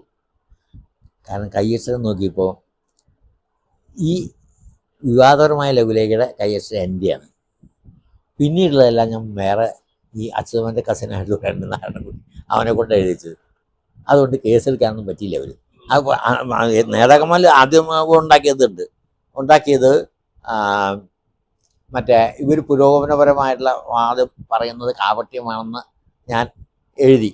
അതും പിന്നെ ഒരു NGOമാരുടെ സമരത്തിന് എതിരായിട്ട് ഒരു സാധനം എഴുതി. അതാണ് മാതൃഭൂമിയുടെ ചരിത്രത്തിൽ ഏറ്റവും കൂടുതൽ റെസ്പോൺസ് ഉണ്ടായിട്ടുള്ള. അതായത് NGOമാർ സമരം നടത്തുക, ആ ശമ്പള വർധന 5 കൊല്ലം കൂടുമ്പോൾ ശമ്പള കമ്മീഷൻ വേണമെന്ന് ഇവരൊരു വാദമാണ്, ഇവരുണ്ടാക്കുകയാണ്, വേറെ ആർക്കുമില്ല. ഇതിനെ എതിർത്തുകൊണ്ട് ഇത് തന്നെ ഇവർ പറയുന്ന തൊഴിലാളി വർഗമല്ല, ഇത് മർദ്ദനോപകരണം തന്നെയാണെന്നുള്ള മട്ടിൽ ഞാൻ എഴുതാപ്പുറത്തിൽ എഴുതി. അത് മാതൃഭൂമിയിൽ ഏതാണ്ട് 1000-ഓളം റെസ്പോൺസ് വന്നു. എല്ലാവർക്കും എഴുതാറിയുന്നവരാണ് NGOമാർ. അപ്പോൾ ആഫീസിൽ ഇത് വലിയ ഞങ്ങളുടെ ചർച്ച, എനിക്കെതിരായിട്ടുള്ളവർ വീരൻ്റെ കുത്തിപ്പൊക്കലിൽ ചർച്ച വന്നപ്പോൾ ഞാൻ പറഞ്ഞു, ഞാനിത് കൈകാര്യം ചെയ്യുമ്പോൾ നിങ്ങൾ വിചാരിക്കണം ഇവരെ ജനങ്ങളുടെ പ്രതിനിധിയാണെന്ന് വിചാരിക്കരുത്. ഇവനെല്ലാം പത്രത്തിൽ എഴുതാൻ കഴിവും അറിവുള്ളവരാണ്. അതുകൊണ്ടാണ് ഇവർ സംഘടിതമായിട്ട് ഇങ്ങനെ ചെയ്യുന്നത്. പക്ഷേ ഭൂരിപക്ഷത്തിൽ നല്ലൊരു ശതമാനം ജനങ്ങൾ എന്നെ അനുകൂലിക്കുന്നവരുമാണ്, അതെനിക്കറിയാം എന്ന് ഞാൻ പറഞ്ഞു. അങ്ങനെ ആഫീസിൽ ഉണ്ടായി. അതൊക്കെ നിർത്തുന്നതിലൊരു പ്രധാന പങ്ക് ഞാനും സ്വയം നിർത്താൻ വഹിച്ചതാണ്. നൃത്തം വഹിക്കുന്ന എൻ്റെ ഓഫീസിൽ നിന്ന് തന്നെ വീരൻ്റെ ഇൻസ്റ്റിഗേഷനിൽ കൂടി ഇതുണ്ടായി. ആ എഴുതാപ്പുറത്തിൽ പ്രധാനമായി വന്നത് NGOമാരുടെ സമരത്തെ എതിർത്തതിനാണ് ഏറ്റവും കൂടുതൽ ഇത് വന്നത്. ഈ ആൻ്റണി മോഡൽ പുരോഗമനമാണ് കേരളത്തിൽ പുരോഗമനം. വാഴ കഴിച്ചാൽ മതി, ചെയ്യണ്ട. പിന്നെ കരുണാകര വിരോധവും ഒരു ഇമേജുമാണ്. ഇന്ദിരാഗാന്ധി നമ്മുടെ നാട്ടിൽ പുരോഗമനത്തിൻ്റെ നേതാവായിട്ട് അംഗീകരിച്ച ഒരാളാണ്, നോക്കിയിട്ടുണ്ട്. അപ്പോൾ ഈ വിവാദപരമായ ലഘുലേഖയിൽ ഒന്ന്, ഗുജറാത്തിലെ തെരഞ്ഞെടുപ്പ് മര്യാദയ്ക്ക് നടന്നു, സംഘടനാ കോൺഗ്രസ് ജയിച്ചു എന്നുള്ള ഇത്. രണ്ടാമത്തത്, ഇന്ദിരാഗാന്ധിയുടെ തെരഞ്ഞെടുപ്പ് റദ്ദാക്കി. ഇതുകൊണ്ട് രണ്ട് കാരണത്താൽ ഇവരുടെ സ്ഥാനം പോകുമെന്നുള്ള ഇവരുടെ ഭയവും CPI റഷ്യക്കാരുടെ പിന്തുണയോടുകൂടി അതാണ് കാരണം എന്ന് പറഞ്ഞ് എന്നോടത്ത് കുമാരൻ, അയാൾ മാന്യനാണ്, CPIയുടെ സെക്രട്ടറി കുമാരൻ ഉണ്ടായിരുന്നില്ലേ, അയാൾ പ്രസ് ക്ലബ്ബ് ചോദിച്ചാൽ എൻ്റെ അടുത്ത് പറഞ്ഞാണ് 6 ലക്ഷം പട്ടാളക്കാർ വേണമെങ്കിൽ ഇറക്കി കൊടുക്കാമെന്ന് ബ്രഷ്നേവ് പറഞ്ഞിട്ടുണ്ടെന്ന്. അഭിമാനത്തോടുകൂടി എൻ്റെ അടുത്ത് പറയുക, ഈ TV വെച്ച്. ഇതൊക്കെ അറിയപ്പെടാത്ത രഹസ്യങ്ങളാണിത്. ഈ കുമാരൻ, നമുക്ക് മാന്യത അല്ല എന്ന് തോന്നുന്നു, അവർക്ക് മാന്യതയാണ്. റഷ്യക്കാർ ഇങ്ങനെ ചെയ്യാൻ പോകുന്നു. ഇന്ദിരാഗാന്ധി തന്നെ അബദ്ധത്തെ പറ്റി പോയതാണെന്നാണ് എൻ്റെ വാദം. കാരണം ഇവരെ സ്ഥാനം കളയാൻ പോകാന്നുള്ള ഇവർ വിശ്വസിച്ചു, CPIക്കാരുടെയൊക്കെ പ്രചരണം കൊണ്ട്. അങ്ങനെ അവർ അടിയന്തരാവസ്ഥ പ്രഖ്യാപിച്ചു. റേയാണ് ഉപദേശം കൊടുത്ത ആൾ, സിദ്ധാർത്ഥ ശങ്കർ റേ. റേ തന്നെ അന്ന് ഹൈക്കോടതിയിൽ വാദം നടത്തുമ്പോൾ പുറത്തിറങ്ങുമ്പോൾ എന്നോട്, what do you think, am I not able to push back judges എന്ന് ചോദിച്ചു. അതായത് അവരുടെ അഭിപ്രായത്തെ തിരിച്ച് വിടയിപ്പിക്കാൻ എൻ്റെ വാദം കൊണ്ട് കഴിഞ്ഞില്ലേ എന്ന് എന്നോട് ചോദിക്കുകയാണ് റേ. അപ്പോൾ ഞാൻ പറഞ്ഞു, your argument is they may have accepted but I don't agree എന്ന് ഞാൻ പറഞ്ഞു. ഇത് ശുദ്ധ അനാവശ്യമാണ്, ഇന്ദിരാഗാന്ധിയുടെ ആവശ്യം തന്നെയാണെന്ന് ഞാൻ പറഞ്ഞു.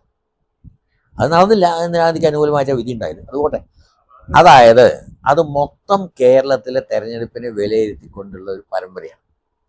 അത് വരാൻ കാരണം ആഫീസിലെ യോഗങ്ങളിൽ ഈ നവ ഇടതുപക്ഷം എന്ന് പറയുന്ന ചെറുപ്പക്കാർ പിള്ളേർ, അത് PGയുടെ മകൻ, ആ സെറ്റെല്ലാം തന്നെ ഇവർക്ക് അനുകൂലമാണ്. ആർക്ക്? കോൺഗ്രസ് വിരുദ്ധരാണ്.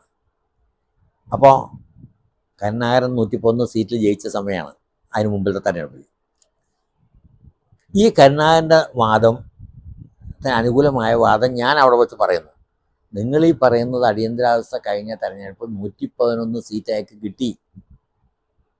ഒരു 5000 വോട്ടിൽ കൂടുതൽ ഒരു നിയോജക മണ്ഡലത്തിലും ഇത്തരം വ്യക്തികളുടെ പേരിൽ സ്വാധീനിക്കുമെന്ന് ഞാൻ വിശ്വസിക്കുന്നില്ല.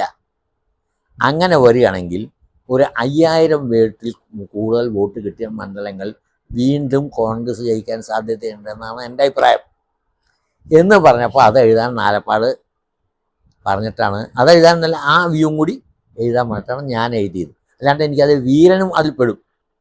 എനിക്ക് വീരനൊരു പ്രശ്നമായിരുന്നില്ല. മൊത്തം ഇപ്പോഴും ഞാനത് വിശ്വസിക്കുന്നുണ്ട്. ഞാൻ എഴുതിക്കുന്നതിൽ വെച്ച് ഏറ്റവും പഠിച്ച ലേഖനം അതാണ്. കാരണം ഞാൻ അമേരിക്കയിൽ നടന്ന പഠനമെല്ലാം ഉദ്ധരിച്ചിരുന്നു. അതാരും പ്രതീക്ഷിക്കാത്ത ചില കാര്യങ്ങളാണ്.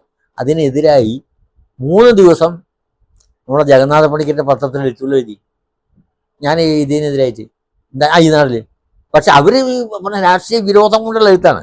നമ്മളെ കുറച്ചും വായിക്കുന്നവർക്കൊരു ഇവ പറഞ്ഞ് ശരിയാണെന്ന് തോന്നും.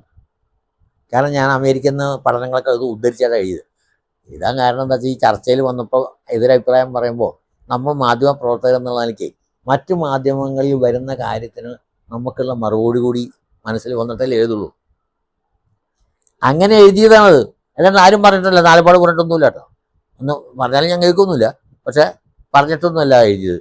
ഞാൻ ഇതിനൊരു മറുവശമുണ്ട്, അത് സത്യസന്ധമാണെന്ന് ഇവരെ അനുകൂലിക്കുന്നവർക്ക് ഒരു തോന്നൽ വന്നു. അതുകൊണ്ടാണ് എനിക്ക് കഠിനമായ എതിർപ്പുണ്ടായി. അതിന് ശേഷം വീരനെതിരായിരുന്നു. വീരൻ അത് ഉപയോഗിക്കണം തന്നെയായിരുന്നു. പക്ഷെ നാലപ്പാടും വീരൻ എതിരായിരുന്നില്ല. കാരണം നാലപ്പാടിൻ്റെ നേതൃത്വത്തിൽ നടന്ന മറ്റ് സ്പെഷ്യൽ സ്റ്റോറീസ് എല്ലാം നല്ല ഒരു മാതൃഭൂമിക്ക് പേരുണ്ടാക്കിയ സംഭവങ്ങളാണ്. ഇതിൽ ഞാൻ എഴുതിയതിൻ്റെ കൊണ്ട് കോൺഗ്രസ് മറ്റേ കമ്മ്യൂണിസ്റ്റ് വിരോധി ആൾക്കാരെ എതിരുമായി. പക്ഷെ അങ്ങനെയൊന്നും കാര്യമായിട്ട് എഴുതിയിട്ടില്ല. അതിൽ കാരണം ഞാനങ്ങനെ ഒരു പക്ഷപാതം പിടിച്ച് എഴുതുന്ന ആളാണെന്നുള്ള അഭിപ്രായത്തിനെ പറ്റി പരത്താൻ ശ്രമിച്ചു എന്നല്ലാതെ ഉണ്ടായില്ല. ഇയാൾ ലോഹിയുടെ ആളായിട്ട് ഇങ്ങനെ ചെയ്തല്ലോ എന്ന് ഇയാൾക്ക് ചമ്മൽ വന്നല്ലോ. ഞാനത് ഉദ്ധരിച്ചല്ലോ ലോഹിയുടെ ആ ലെവലിലേക്ക്. അത് ഒരു പ്രധാനമായ കാര്യമാണ്. VPR ഞാനും വടക്കാഞ്ചേരിക്കാരാണ്. എൻ്റെ അച്ഛനും VPRൻ്റെ അച്ഛനും ഒരു നാടകത്തിൽ അഭിനയിച്ചിട്ടുണ്ട്. അവിടെ ലൈബ്രറി, ഇപ്പോഴും വടക്കാഞ്ചേരി ലൈബ്രറി, അച്ഛൻ്റെയും ആളുടെയൊക്കെ ചിത്രമുണ്ട് അവിടെ. പക്ഷെ VPR ഒരു വർക്കഹോളിക്കാണ്. ഈ വണ്ടി മുട്ടി 4 പേര് മരിച്ചു എന്നുള്ള ഒരു ആയുസ് മുഴുവൻ ഒരുത്തിന് താല്പര്യം ഉണ്ടാവണമെങ്കിൽ അത്ര ബുദ്ധിമുട്ടാണ് അറിയണം. VPR ആ ടൈപ്പാണ്. നമുക്കൊക്കെ കുറച്ചും കൂടി ഗഹനമായ വിഷയങ്ങൾ താല്പര്യം എന്നല്ലാതെ ഡെയിലി വണ്ടി മുട്ടി 4 പേര് മരിച്ചു എന്നുള്ളത് പോലീസ് സ്റ്റേഷൻ വിളിച്ച് ചോദിക്കുന്നതിനോട് ജോലിയുടെ ഭാഗമായി ചെയ്യാന്നല്ല അങ്ങനെയാണ്. പക്ഷേ വി പി ആർ ഭയങ്കര വർക്കഹോളിക്കാണ്. ഞാൻ പുഴു മടിയനായിരുന്നെങ്കിലും എന്നെ കൊണ്ട് ജോലി ചെയ്യിപ്പിക്കുന്നതിൽ ഒരു പ്രധാന പങ്ക് വി പി ആർ വഹിച്ചു. എന്നെ ട്രിവാൻഡ്രത്തേക്ക് ട്രാൻസ്ഫർ ചെയ്യുന്നതിലും. കാരണം ഞാൻ ഇവിടെ വൈകുന്നേരം പ്രസ് ക്ലബ്ബിൽ പോയിരിക്കുക എന്നുള്ള ഒരു അഭിപ്രായമുള്ളതുകൊണ്ട് എനിക്ക് കഴിവ് പൊട്ടൻഷ്യൽ ഉള്ളതിൻ്റെ പകുതി പോലും ചെയ്യില്ല എന്നും പറയാം. അന്ന് ഞങ്ങൾ വീക്കിലേക്ക് എഴുതണം മെയിനായിട്ട്. നിർണ്ണയം എന്ന് പറഞ്ഞാൽ എംബയോണ്ടോ. അപ്പം അതിൽ ചെയ്യുന്ന ജോലിയുടെ പകുതി ഞങ്ങൾക്ക് വേണ്ടി ചെയ്തെങ്കിൽ എന്ന രീതിയായിരുന്നു. പക്ഷേ എൻ്റെ വടക്കാഞ്ചേരിക്കാരനും എൻ്റെ സുഹൃത്തും കൂടി ആയിരുന്നുകൊണ്ട് എനിക്കെതിരായി അദ്ദേഹം ഒന്നും പറഞ്ഞിട്ടില്ല. നാക്കെടുത്ത അദ്ദേഹത്തിൻ്റെ തെറി അടി കൊടുക്കാൻ തോന്നും. അങ്ങനെ മനുഷ്യനെ വെറുപ്പിക്കണ വർത്തമാനം അയാൾ പറയാം. അത് പക്ഷെ എന്നോട് പറഞ്ഞിട്ടില്ല. കാരണം അച്ഛനായിട്ടുള്ള ബന്ധം കൊണ്ടായിരിക്കാം. പിന്നെ ഇയാൾ വാർത്ത എന്ന് പറയുന്നതിൽ ഒരു മനുഷ്യന് നമ്മളെപ്പോലുള്ളവർക്ക് എത്ര മുഴുകാൻ പറ്റും? വണ്ടി കൊണ്ട് 4 പേര് മരിച്ചു എന്ന് ഇങ്ങനെ ഡെയിലി എഴുതിക്കൊണ്ടിരിക്കുന്ന കാര്യത്തിൽ രാഷ്ട്രീയം തന്നെ ഇവരെഴുതുന്ന രാഷ്ട്രീയമല്ല ഞാൻ എഴുതുന്നത്. അതാണ് നോട്ട് ചെയ്യാൻ കാര്യം. ഞാൻ പൊതുവേ സാധാരണ ആൾക്കാർ പറയാത്ത രാഷ്ട്രീയമാണ് എഴുതാറ്, സാധാരണ ആൾക്കാർ കാണാത്തതും. അപ്പോൾ അതുകൊണ്ട് ബുദ്ധിജീവികളുടെ ഇടയിൽ എനിക്കൊരു സംസാര വിഷയമായിരുന്നു. ഞാൻ ഈ നേരത്തെ പറഞ്ഞ രാഷ്ട്രീയ നേതാക്കൾ, ബുദ്ധിജീവികൾ. അപ്പോൾ റെഗുലറായിട്ട് വായിച്ചിരുന്ന ഒരാൾ EMS, CM സ്റ്റീഫൻ. അവർ വലിയ ആൾക്കാർ, അന്ന് തന്നെ ജനങ്ങളുടെ മുമ്പിൽ വലിയ ആൾക്കാരായതുകൊണ്ട് അവർക്ക് ഇൻഫീരിയോറിറ്റി കോംപ്ലക്സിലായിരുന്നു. ആൻ്റണി സ്ഥിരം വായനക്കാരാണെങ്കിലും വായിക്കുന്നു പറയില്ല, അവനെന്തോ കുഴപ്പമാണ്, മോശമാണെന്നുള്ള തോന്നലുണ്ട്. പക്ഷേ എന്നോട് പറയില്ല. ഇവർ ഇന്ദിരാഗാന്ധിയുടെ അടുത്ത് നിവേദനം നടത്തി എന്നെ പിരിച്ചുവിടണം. കാരണം ഞാൻ ആൻ്റണി ഗ്രൂപ്പിനെതിരായി കരുണാകരൻ ഗ്രൂപ്പിനെ സപ്പോർട്ട് ചെയ്ത് ഇതിൽ എഴുതിക്കൊണ്ടിരിക്കുന്നു എന്നും പറഞ്ഞ്, വീക്ഷണത്തിൽ രാജൻ കഥ എന്നും പറഞ്ഞ് ഇവരെന്തായാലും ലയിക്കുന്ന ഞാൻ ലേഖനം എഴുതി. ഇവർക്ക് ഗതിയില്ലാത്തതുകൊണ്ട് ഇവർ ഇന്ദിരയുടെ നേതൃത്വം അംഗീകരിച്ച് അത് പോകുകയേ വഴിയുള്ളൂ എന്ന് ഞാൻ എഴുതി. ആ കാലത്ത് ഇവർ ആൻ്റണി ഗ്രൂപ്പ് ആയതുകൊണ്ട് വീക്ഷണം CP ശ്രീധരൻ ഒരു ലേഖനം എഴുതി, ലയനം രാജൻ കഥ എന്നും പറഞ്ഞുകൊണ്ട്. പറഞ്ഞ് 6 മാസം കഴിയുമ്പോഴേക്കും സംഭവിച്ചു. നമുക്കറിഞ്ഞൂടെ ഇവർ വാരി വെക്കണം എന്തിനാന്ന്, ആളില്ലാതെ അങ്ങോട്ട് പോകേണ്ട നിർത്തിയില്ല. അപ്പം അതെല്ലാം കൊണ്ട് ഇവർ അവിടെ ചെന്ന് കരുണാകരൻ പോലീസുകാരെ കൊണ്ട് പ്ലാൻ ചെയ്തിരിക്കുന്നതാണ് ഈ ലഘുലേഖ എന്ന് ഇന്ദിരാഗാന്ധിയുടെ അടുത്ത് പോയി പത്രം നടത്തി. ഞാൻ എൻ്റെ അറിവിൽ സുധീരനകത്തുണ്ട്. പക്ഷെ ആ സമയത്തും ഇന്ദിരാഗാന്ധിയുടെ കയ്യിൽ ഇതിൻ്റെ ഇംഗ്ലീഷ് കോപ്പി ഉണ്ടായിരുന്നു. ഈ പോലീസ് റെയ്ഡ് നടന്നു എന്ന് പറയുന്നതിന് മുമ്പ് അത് അവർ കാണിച്ചിട്ട് അവരുടെ സ്വഭാവം എനിക്കറിയാം, മറച്ചു വെച്ചോണ്ട് you mean to say that police planted that എന്ന് വെച്ചപ്പോൾ ഇവർ അതേതേന്ന് പറഞ്ഞു. അപ്പോൾ അതിന് മുമ്പ് ഇവരുടെ കയ്യിൽ ഇതുണ്ട്. അവരിങ്ങനെ മറച്ചു വെച്ചുകൊണ്ട് ഇവരെ പുച്ഛിച്ചു എന്നാണ് എനിക്ക് മനസ്സിലായത്. അങ്ങനെയാണ് ഇവർ വില കെട്ടുപോയത് അവിടെ. കരുണാകരൻ അത് ഗുണവും കിട്ടി, പൊങ്ങി ആ വെയിറ്റിലൂടെ. കരുണാകരൻ തന്നെ ആ കാലത്ത് ഇങ്ങനെ അയാൾക്ക് അനുകൂലമായൊരു, ഈ കേസിൽ അയാൾ കുറ്റവാളിയല്ല എന്നുള്ളത് ഞാൻ പറഞ്ഞുകൊണ്ട് ഇയാൾ ഒരിക്കൽ എൻ്റെ അടുത്ത് പറഞ്ഞു. അത് ഇയാൾ പൊങ്ങച്ചം പറയാന്ന് അല്ല, അതെനിക്ക് ഉറപ്പുണ്ട്. ഈ കോൺഗ്രസ് ടൂറിൽ ഇന്ദിരാഗാന്ധിയോടൊപ്പം പോകുന്ന സമയത്ത് ക്ഷീണിച്ചിട്ട് ഇന്ദിരാഗാന്ധി ഇങ്ങനെ തല വെച്ച് ഉറങ്ങുമ്പോൾ ഇയാളുടെ കൊള്ളത്ത്. അപ്പോൾ അവർ പറഞ്ഞു, ഇന്ദിരാഗാന്ധി പറഞ്ഞു കരുണാകരനോട്, ഇന്ദിരാഗാന്ധി കൊല്ലും അത് സിഖുകാർ. കരുണാകരൻ ഭക്തനാണല്ലോ. What madam, how can it not. അങ്ങനെ അവർ പറഞ്ഞു, you don't know Sikh history Karunakaran ji എന്നും പറഞ്ഞ് ഉധം സിംഗ് വെടി വെച്ച് പോകുന്നില്ലേ പഴയ. അതുകൊണ്ട് ഇവർക്ക് ഭയമുണ്ടായിരുന്നു. അങ്ങനെയാണ് ഇവർ രാജീവ് ഗാന്ധിയെ മരിച്ചു കഴിഞ്ഞപ്പോൾ കൊണ്ടുവന്നത്. അവന് താല്പര്യം ഉണ്ടായിരുന്നില്ല. 2 കഥ ഞാനിതുപോലെ എന്നോട് പറഞ്ഞത്. ഒന്നിത്, പിന്നൊന്ന് വിമാനത്തിൽ സഞ്ചരിക്കുമ്പോൾ രാജീവാണ് പൈലറ്റ് ചെയ്തിരുന്നത്. സഞ്ജയ് ഗാന്ധി ഉണ്ടായിരുന്നു, ഇന്ദിരാഗാന്ധി ഉണ്ടായിരുന്നു. അപ്പോൾ സംസാരത്തിനിടയിൽ കൂടെ ഇങ്ങനെ പറഞ്ഞു, ബാഗിൽ നിന്ന് ഒരു 10 രൂപയുടെ കെട്ട് നോട്ടിട്ടിട്ട്, ഞാനിപ്പോൾ ഇത് താഴത്തേക്ക് ഇട്ടാൽ വളരെയധികം സന്തോഷമുള്ളവരായിരിക്കും ജനങ്ങൾ എന്ന് സഞ്ജയ് ഗാന്ധി കമൻ്റ് ചെയ്യുന്നു. അപ്പോൾ ഇന്ദിരാഗാന്ധി ബാഗ് തുറന്നിട്ട് 100 രൂപയുടെ ഒരു കെട്ട് നോട്ട് എടുത്തിട്ട്, ഇത് ഞാൻ താഴത്തേക്ക് ഇട്ടാൽ 100 ഇരട്ടി സന്തോഷം അവർക്കുണ്ടാവും എന്ന് പറയുന്നു. ഇത് കേട്ടുകൊണ്ടിരുന്ന രാജീവൻ തിരിഞ്ഞിട്ട് പോലും, നിങ്ങളെ 2 പേരെയും ഞാൻ താഴത്തേക്ക് ഇട്ടാലായിരിക്കും അവർക്ക് ഏറ്റവും സന്തോഷം. ഇത് ഞാൻ കൂട്ടിയിരുന്നത് ഇതിൽ ഇങ്ങനെ പറഞ്ഞു. രാജീവ് അന്ന് അയാൾക്ക് രാഷ്ട്രീയത്തിൽ താല്പര്യമേ ഉണ്ടായിരുന്നില്ല. ഇവൻ ഈ വണ്ടി അപകടത്തിൽ മരിച്ചതിന് ശേഷമാണ് മകനെ കൊണ്ടുവരുന്നത്. അങ്ങനെ കരുണാകരനും ഇന്ദിരാഗാന്ധിയും കൂടിയിട്ടുള്ള ചില സംഭാഷണങ്ങൾ കരുണാകരൻ എൻ്റെ അടുത്ത് പറയാനുണ്ട്. ഒന്ന്, ഈ ചന്ദ്രശേഖർ റബൽ ചെയ്തു അടിയന്തരാവസ്ഥ സമയത്ത്. ചന്ദ്രശേഖർ എന്ന് പറഞ്ഞ വർക്കിംഗ് കമ്മിറ്റി കോൺഗ്രസ് പിന്നീട് മുഖ്യമന്ത്രിയായ അയാൾ എൻ്റെ പേഴ്സണൽ ഫ്രണ്ടാണ്. ഫ്രണ്ട്സ് പരിചയമുണ്ട്. അപ്പോൾ അയാളുടെ വീട്ടിൽ വെച്ച് ഞങ്ങൾ ഡൽഹിയിൽ പോയിട്ട് ഞാനും സുന്ദരേശൻ നായർ, സുന്ദരേശൻ നായർ എന്ന ജനതാ നേതാവ്, ഒക്കെ ചന്ദ്രശേഖരൻ്റെ ഗ്രൂപ്പാണ്, ഞാൻ വഴിയാണ് അത് ഗ്രൂപ്പ്. പക്ഷേ തിയററ്റിക്കലായിട്ട് അവിടെ വെച്ച് ചന്ദ്രശേഖരൻ്റെ വീട്ടിൽ ഇയാളിങ്ങനെ മെരുകിനെ പോലെ നടക്കുകയാണ്. ഇവിടെ ജഗജീവൻ റാമും ചരൺ സിംഗും കൂടി അടി നേതൃസ്ഥാനത്ത് ആരെ നേതാവാക്കണം. അപ്പോൾ അതിനെ പറ്റിയിട്ട് ഞങ്ങൾ ചന്ദ്രശേഖരൻ്റെ വീട്ടിൽ വെച്ച് പറഞ്ഞു, എനിക്ക് വണ്ടി വരാൻ സമയമായി, ഞാൻ പോകുന്നത്, U don't no your importance. ഞാൻ ചന്ദ്രശേഖരനോട് പറഞ്ഞു, കാരണം ഇയാൾ രണ്ടിൽ ചേരാത്ത ഒരാളായതുകൊണ്ട് ഇയാൾ പ്രസിഡന്റ് ആവുന്ന ആൾക്ക് അറിഞ്ഞൂടാ.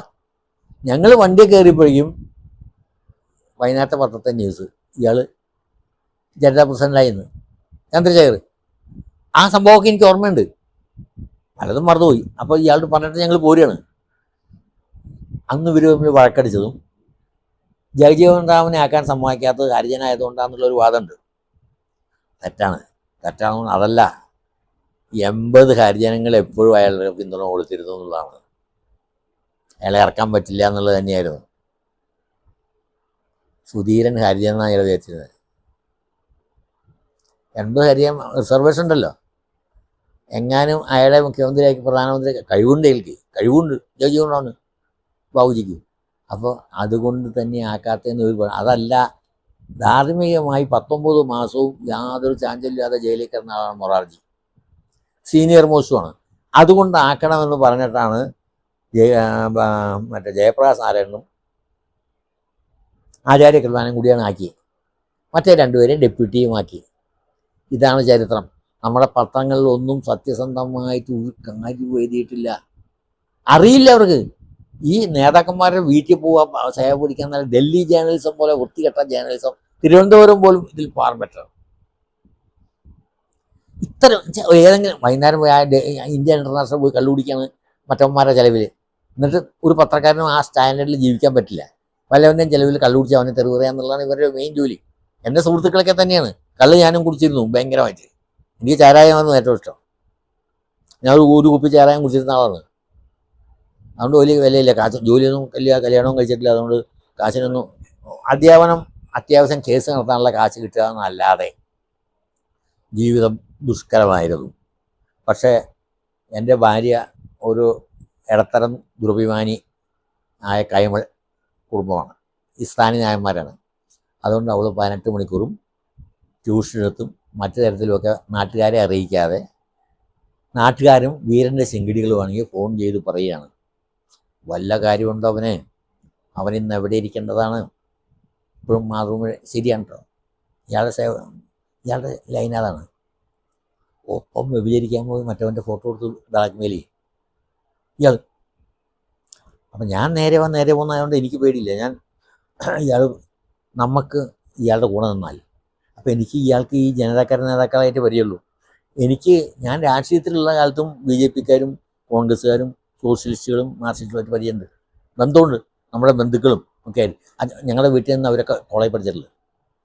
അവരൊക്കെ കമ്മ്യൂണിസ്റ്റാണ് എല്ലാം.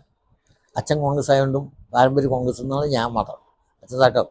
എന്നിട്ട് ഈ ചന്ദ്രശേഖരനോട് നിങ്ങൾ പോരാൻ നേരത്തെ പറഞ്ഞു, നിങ്ങളുടെ പ്രാധാന്യം നിങ്ങൾക്ക് അറിയില്ല എന്ന്. അയാളിങ്ങനെ അസ്വസ്ഥനായിട്ട്. എന്നിട്ട് ഞങ്ങൾ വണ്ടി കയറി ഒരു ന്യൂസ് വന്നേക്കുന്നു, ഇയാൾ ഉണ്ടായിരുന്നു. കാരണം ഈ വഴക്ക് വന്നപ്പോൾ കോൺഗ്രസ്സുകാരുടെ ഇടയിൽ ഒരു കൾച്ചർ ഉണ്ട്. എന്താ പറയുക, വഴക്ക് വന്നാൽ പെണ്ണുങ്ങളെയൊക്കെ അല്ലെങ്കിൽ ആര്യനെയാക്കും. അപ്പോൾ എതിർക്കാൻ ഒരു പേടിയുണ്ട്. ഗാന്ധി സംഘാരാണ് നോക്കിയിട്ടില്ല. സുജാത കൃപലാനി UP-യിലെ മുഖ്യമന്ത്രി. ആദ്യം ഇപ്പം ഇവിടെ പല ആൾക്കാരും വിചാരിക്കുന്നത് സുഷമയുടെ പേരൊക്കെ അറിയുള്ളൂ. അവർ വലിയ നേതാവാണ് സുജാത കൃപലാനിയുടെ ഭാര്യ. കൃപലാനി നേതാവായതുകൊണ്ട് ആളുകൾക്കറിയില്ല. UP-യിലെ മുഖ്യമന്ത്രിയായിരുന്നു, വിദ്യാഭ്യാസവും എല്ലാം ഉള്ള സ്ത്രീ. സുഷമ സ്വരാജ് തന്നെ കുറച്ച് പേർക്ക് കക്ഷി അറിയാം. പിന്നെ ഗായത്രി ദേവി സൗന്ദര്യവും നേതാവുമായിരുന്നു, അപാര സുന്ദരിയായിരുന്നു ഗായത്രി. ഗായത്രിക്ക് ആ കാരണം കൊണ്ട് കൂടി ഇന്ദിരാഗാന്ധിയോട് ഒരു ദേഷ്യം ഉണ്ടായിരുന്നു എന്ന് പറയുന്നുണ്ട്. പക്ഷെ എനിക്കത് വിശ്വാസമില്ല. ഇന്ദിരാഗാന്ധിക്ക് അവിഹിത ബന്ധമുണ്ടായിരുന്നു എന്ന് പറയുന്നത് മറ്റേ സിംഗൂർത്തണ്ടല്ല സുമുഖൻ, അതെനിക്ക് എങ്ങനെ മനസ്സിലായി വെച്ചാൽ ഗസ്റ്റ് ഹൗസിൽ വന്ന് താമസിക്കുമ്പോൾ ഞാൻ എപ്പോഴും അവിടുത്തെ ജീവനക്കാരൊക്കെയായിട്ട് എനിക്ക് അടുപ്പുണ്ടാവും. 2 കെട്ടിൽ ഓടെ ഇടാൻ പറഞ്ഞാൽ അവരുടെ മുറിയിൽ ഈ എറണാകുളം ഗസ്റ്റ് ഹൗസ് അവരുടെ പേര് ഞങ്ങൾ അയാൾ ഒരു സുമുഖനായ സിംഗാണ്, മന്ത്രിയായിരുന്നു. ആ 2 കെട്ടിൽ അവിടെ ഇടാൻ മതി എന്ന് പറഞ്ഞു. ഇതൊക്കെ എഴുതാൻ കൊള്ളില്ല. പിന്നെ അസൂയാലുക്കൾ നുണയും പറയും. ഈ മറ്റവൻ എഴുതിയിരിക്കുന്ന പകുതിയും നുണയാണ് മത്തായി. അവന് ബന്ധം ഉണ്ടായിരുന്നു എഴുതിക്കണേ. അവനെ കണ്ട ഒരാൾ ഒരു പെണ്ണും അടുപ്പിക്കില്ല എന്നുള്ളത് യാതൊരു സംശയവുമില്ല. ആ ബോറാണ് വാചകടി. അവൻ ഇവരായിട്ട് കിടന്നിട്ടുണ്ടെന്ന് പറഞ്ഞാൽ ഇവന് അഭിമാനമാണല്ലോ. ഇവൻ എഴുതി വെച്ച് കക്ഷി ചെയ്യുന്നു. അവരുടെ പല രഹസ്യം അവനറിയാം. കാരണം നെഹ്റു ഉൾപ്പെടെ അവനെ എൻകറേജ് ചെയ്തോളൂ. സെക്രട്ടറി ആയിരുന്നല്ലോ. അപ്പോൾ നെഹ്റു കുടുംബത്തിൻ്റെ രഹസ്യം എല്ലാം അറിയാം. എന്നല്ലാതെ നല്ല സുമുഖനും സുന്ദരനും വിദ്യാഭ്യാസമുള്ള മറ്റേ സിംഗിൻ്റെ പേര് ഞാൻ പറഞ്ഞു പോയല്ലോ. ഗസ്റ്റ് ഹൗസുകാരൻ എൻ്റെ അടുത്ത് അന്ന് പറഞ്ഞിട്ടുണ്ട് ഇതൊക്കെ എഴുതാൻ കൊള്ളുന്ന കാര്യമല്ലായിരുന്നു. ഞാൻ എന്നു മാത്രമല്ല, അവരന്ന് 30 ഭർത്താവ് മരിച്ചു കഴിഞ്ഞിട്ട് കാണാൻ നല്ല ആരോഗ്യമുള്ള സ്ത്രീ, സുന്ദരിയായ സ്ത്രീ, ആരും എന്ത് വേണമെങ്കിൽ അവരുടെ കൂടെ കിടക്കാൻ വേണ്ടി ചെയ്യുമായിരുന്നു. ആ കാലത്ത് അവരൊക്കെ അങ്ങനെ ഒന്ന് ചെയ്താൽ തന്നെ എൻ്റെ നോട്ടത്തിൽ തെറ്റല്ല എന്ന് പറഞ്ഞാൽ ഞാൻ എഴുതിയിട്ടുള്ളതുകൊണ്ട് എനിക്കെതിരായിട്ടുണ്ട്. മാതൃഭൂമിയിൽ സെക്സ് അനുകൂലമായിട്ട് എഴുതിയെന്ന് പറഞ്ഞു. എന്താണ് ലൈംഗിക ഒരു ആ ഹെഡിങ് തന്നെ അതായിരുന്നു എൻ്റെ എഴുതാപ്പുറത്തിൽ. അത് ഈ വ്യക്തിപരമായ ലൈംഗിക കാര്യത്തെ ആരോഗ്യത്തിനെ പറ്റിയിട്ട് എതിർത്തുകൊണ്ട് പിള്ളേരുടെ ആളെ നോക്കണമെന്ന് മാത്രമേ ഞാൻ എഴുതിയിരുന്നത്. കാരണം അത് നാട്ടുകാരെ നോക്കേണ്ടി വരില്ലേ. ആദ്യ പുസ്തകം പല പ്രസിദ്ധീകരണങ്ങളിലും മുമ്പ് വന്ന ലേഖനങ്ങളുടെ ഒരു സമാഹാരമാണ്. പ്രധാനമായും മാതൃഭൂമിയിൽ വന്ന ലേഖനങ്ങളുടെ തന്നെയാണ്. ആ പുസ്തകത്തിൻ്റെ പേര് മതേതരത്വം മുഖവും മുഖം മൂടിയും എന്നാണ്. അപ്പോൾ അതൊരു ധ്വന്യാത്മകമായിട്ടുള്ള പേരാണ് കൊടുത്തത്. ഈ മുഖംമൂടി വിവാദം വന്നതിനെ തുടർന്ന് അത് അവരുടെ മതത്തിൻ്റെ ഭാഗമല്ല എന്ന് വിദ്യാഭ്യാസ സ്ഥാപനം നടത്തുന്ന ഗഫൂർ ഉൾപ്പെടെ പറഞ്ഞിട്ടുണ്ട്. അത് പൊതുവെ അംഗീകൃതമാക്കപ്പെട്ട മതത്തെക്കുറിച്ചുള്ള വീക്ഷണമല്ല അതിൽ പ്രതിപാദിക്കുന്നത്. എൻ്റെ വാദം ഈ മതേതരത്വം എന്നത് പാശ്ചാത്യ രാജ്യങ്ങളുടെ പശ്ചാത്തലത്തിൽ ആണ് ഇന്ത്യയിലെ ബുദ്ധിജീവികൾ എന്ന് പറഞ്ഞ് മനസ്സിലാക്കിയിട്ടുള്ളത്. അങ്ങനെയല്ല. ഹിന്ദുമതം അങ്ങനെ താരതമ്യം ചെയ്യാവുന്ന പ്രവാചക മതത്തെ പോലെ ഒന്നുമല്ല. സാക്ഷാൽ പരമേശ്വർജി ഞാനുമായിട്ട് സംസാരിക്കുമ്പോൾ അദ്ദേഹം തന്നെ പറയുന്നുണ്ട് ഹിന്ദുമതത്തെ സംബന്ധിച്ച് ഓരോ വ്യക്തിക്കും അയാളുടെ ഇഷ്ടത്തിനനുസരിച്ചുള്ള ദൈവമാകാം. മതവും ദൈവവുമായിട്ട് അഭേദ്യമായ ബന്ധം ഉണ്ട്. ഓരോരുത്തരെയും ദൈവസങ്കല്പവും മതവുമായിട്ട് ബന്ധപ്പെട്ടാണ്. അതുകൊണ്ട് നിങ്ങൾ ഈ മതപരിവർത്തനം നടത്തുന്ന മതക്കാരും ഹിന്ദു മതവുമായിട്ട് ഒരേപോലെ താരതമ്യം ചെയ്യരുത്. അത് അടിസ്ഥാനപരമായി തെറ്റാണ് എന്ന് ഒരു 19 വർഷം മുമ്പേ ആദ്യമേ തന്നെ പരസ്യമായി പറഞ്ഞിട്ടുള്ള ഒരാൾ ഞാൻ ഇന്നും ആ നിലപാട് തന്നെയാണ് സ്വീകരിച്ചിട്ടുള്ളത്. ഈ ഹിന്ദുത്വ ഭീഷണി എന്ന് പറയുന്നത് മറ്റതുമായി താരതമ്യം ചെയ്യാവുന്ന പ്രവാചക മതങ്ങളുമായി താരതമ്യം ചെയ്യാവുന്ന ഒന്നും ഇല്ല. ഇതാണ് എൻ്റെ നിലപാട്. അതാണ് ആ പുസ്തകത്തിൽ പറഞ്ഞിട്ടുള്ളത്. അതിപ്പോഴും വായിക്കുന്നവർ ചർച്ചാ വിഷയമാകുന്നുണ്ടെന്ന് എനിക്ക്. രണ്ടാമത്തെ പുസ്തകം പി രാജൻ്റെ ലേഖനങ്ങൾ എന്ന് പറഞ്ഞിട്ടുള്ള പുസ്തകമാണ്. അത് 3 ലേഖനങ്ങൾ സാധാരണഗതിയിൽ പറയാത്ത കാഴ്ചപ്പാടുള്ള ലേഖനങ്ങൾ ചേർത്ത് ഈ തൃപ്പൂണിത്തുറയിലെ കൈപ്പട പബ്ലിക്കേഷൻസ് എന്ന് പറഞ്ഞ കുറച്ച് പേരുണ്ട്. അത് എൻ്റെ ഒപ്പം പ്രവർത്തിച്ചിരുന്ന അരുൺ കുമാറിൻ്റെ സുഹൃത്തുക്കൾ നടത്തുന്നതാണ്. അവർ പ്രസിദ്ധീകരിച്ചാണ്. അത് പ്രസിദ്ധീകരിക്കുന്നതിനുള്ള താല്പര്യം എന്താണെന്ന് ചോദിച്ചാൽ അത് EMS, ഗാന്ധിജി, പിന്നെ സുഭാഷ് ബോസ് ഇവരുടെ നിലപാടുകളെ ബന്ധപ്പെടുത്തിയിട്ടുള്ള ലേഖനങ്ങളാണത്. അത് ഈ മതേതരത്വ കാഴ്ചപ്പാട് തന്നെ വീക്ഷിക്കുന്നതാണ്. അപ്പോൾ ഗാന്ധിജിയെക്കുറിച്ചുള്ള അതിലത്തെ പല കാഴ്ചപ്പാടുകളും മുമ്പ് പലരും പറയാത്ത കാര്യങ്ങളാണ്. ഉദാഹരണത്തിന് ഈ രാഷ്ട്രീയത്തിൽ സാംസ്കാരിക വിപ്ലവം കൊണ്ടുവന്ന ആൾ മാവുമല്ല, ഗാന്ധിയാണ്. അതുകൊണ്ടാണ് ഞാനും നിങ്ങൾ ഉൾപ്പെടെയുള്ളവർ ഖാദി കൊടുത്ത് ഇവിടെ ഇരിക്കുന്നത് എന്ന് പറഞ്ഞാൽ ചർക്കയുടെ തത്വശാസ്ത്രം അതും എല്ലാം പറഞ്ഞുകൊണ്ട്. അതേപോലെ തന്നെ EMSനും ഈ കാര്യത്തിൽ ജാതീയമായ ഒരു നിലപാട് സ്വാഭാവികമായും മാറുന്നത് അത് തെറ്റാണെന്നുള്ളതാണ്. പക്ഷേ MGS പറയുന്ന പോലെ EMS സ്വകാര്യമായ സാമ്പത്തിക ലാഭത്തിന് വേണ്ടി നയം മാറ്റി എഴുതിയിട്ടുള്ള സ്വന്തം ആകാതെ എഴുതിയ ആളാണെന്ന് ഞാൻ വിശ്വസിക്കുന്നില്ല. കാരണം എൻ്റെ മുമ്പിൽ വെച്ച് തന്നെ അങ്ങനെ അല്ലാത്ത നിലപാട് ഞാൻ കണ്ടിട്ടുണ്ട്. ഇക്കൊല്ലത്തേക്ക് വേണ്ട എല്ലാ തുണി എടുത്തു കഴിഞ്ഞില്ലേ പിന്നെ എന്താന്ന് ആ പാവം ആ സ്ത്രീയോട് ചോദിക്കണം, ഭാര്യയോട്. ഞാൻ കണ്ടിട്ടുണ്ട്. EMS സ്വന്തം സാമ്പത്തിക താല്പര്യത്തിന് മാത്രമല്ല, ഒരിക്കൽ എൻ്റെ മുമ്പിൽ വെച്ച് ആ ബാണെടുത്ത് വീഴാൻ പോയപ്പോൾ ഞാൻ പിടിക്കാൻ പോയപ്പോൾ അങ്ങനെ എന്നെ തട്ടിമാറ്റി. എന്നിട്ട് പാർട്ടിയിൽ നിയോഗിച്ചിട്ടുള്ള ഒരു സിംഗിടി ഉണ്ട്, അയാൾ ഓടി വന്നെടുത്തു. അയാൾ ഒത്തിരി വരാൻ വൈകി. പിന്നെ സുഭാഷ് ബോസിനെ കുറിച്ചുള്ളത് ഒരു കൂട്ടം കത്തുകളിൽ നിന്ന് വായിച്ചാൽ തന്നെ അറിയാം എന്ത് റെസ്പെക്റ്റോടു കൂടിയാണ് അവർ അങ്ങനെ ഇങ്ങനെ സംസാരിക്കുന്നത്. ഇപ്പോൾ ഈ ആന്റണി കരുണാകരൻ പറഞ്ഞ പോലെയോ അല്ലെങ്കിൽ മൂന്നാംകട രാഷ്ട്രീയ നേതാക്കൾ പറയുന്ന പോലെ അല്ല.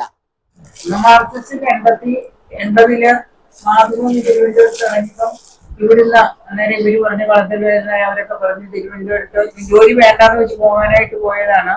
അന്നേരം അവര് പറഞ്ഞു അവിടെ എന്ത് സ്കൂളില്ലേ, 2 സ്കൂളുകളുണ്ട്, ഏത് വേണമെങ്കിലും നിങ്ങൾക്ക് ഇഷ്ടമുള്ളത് ചേർന്നോളാൻ പറഞ്ഞു. അന്നേരം നമ്മൾ RSSൽ പോയി.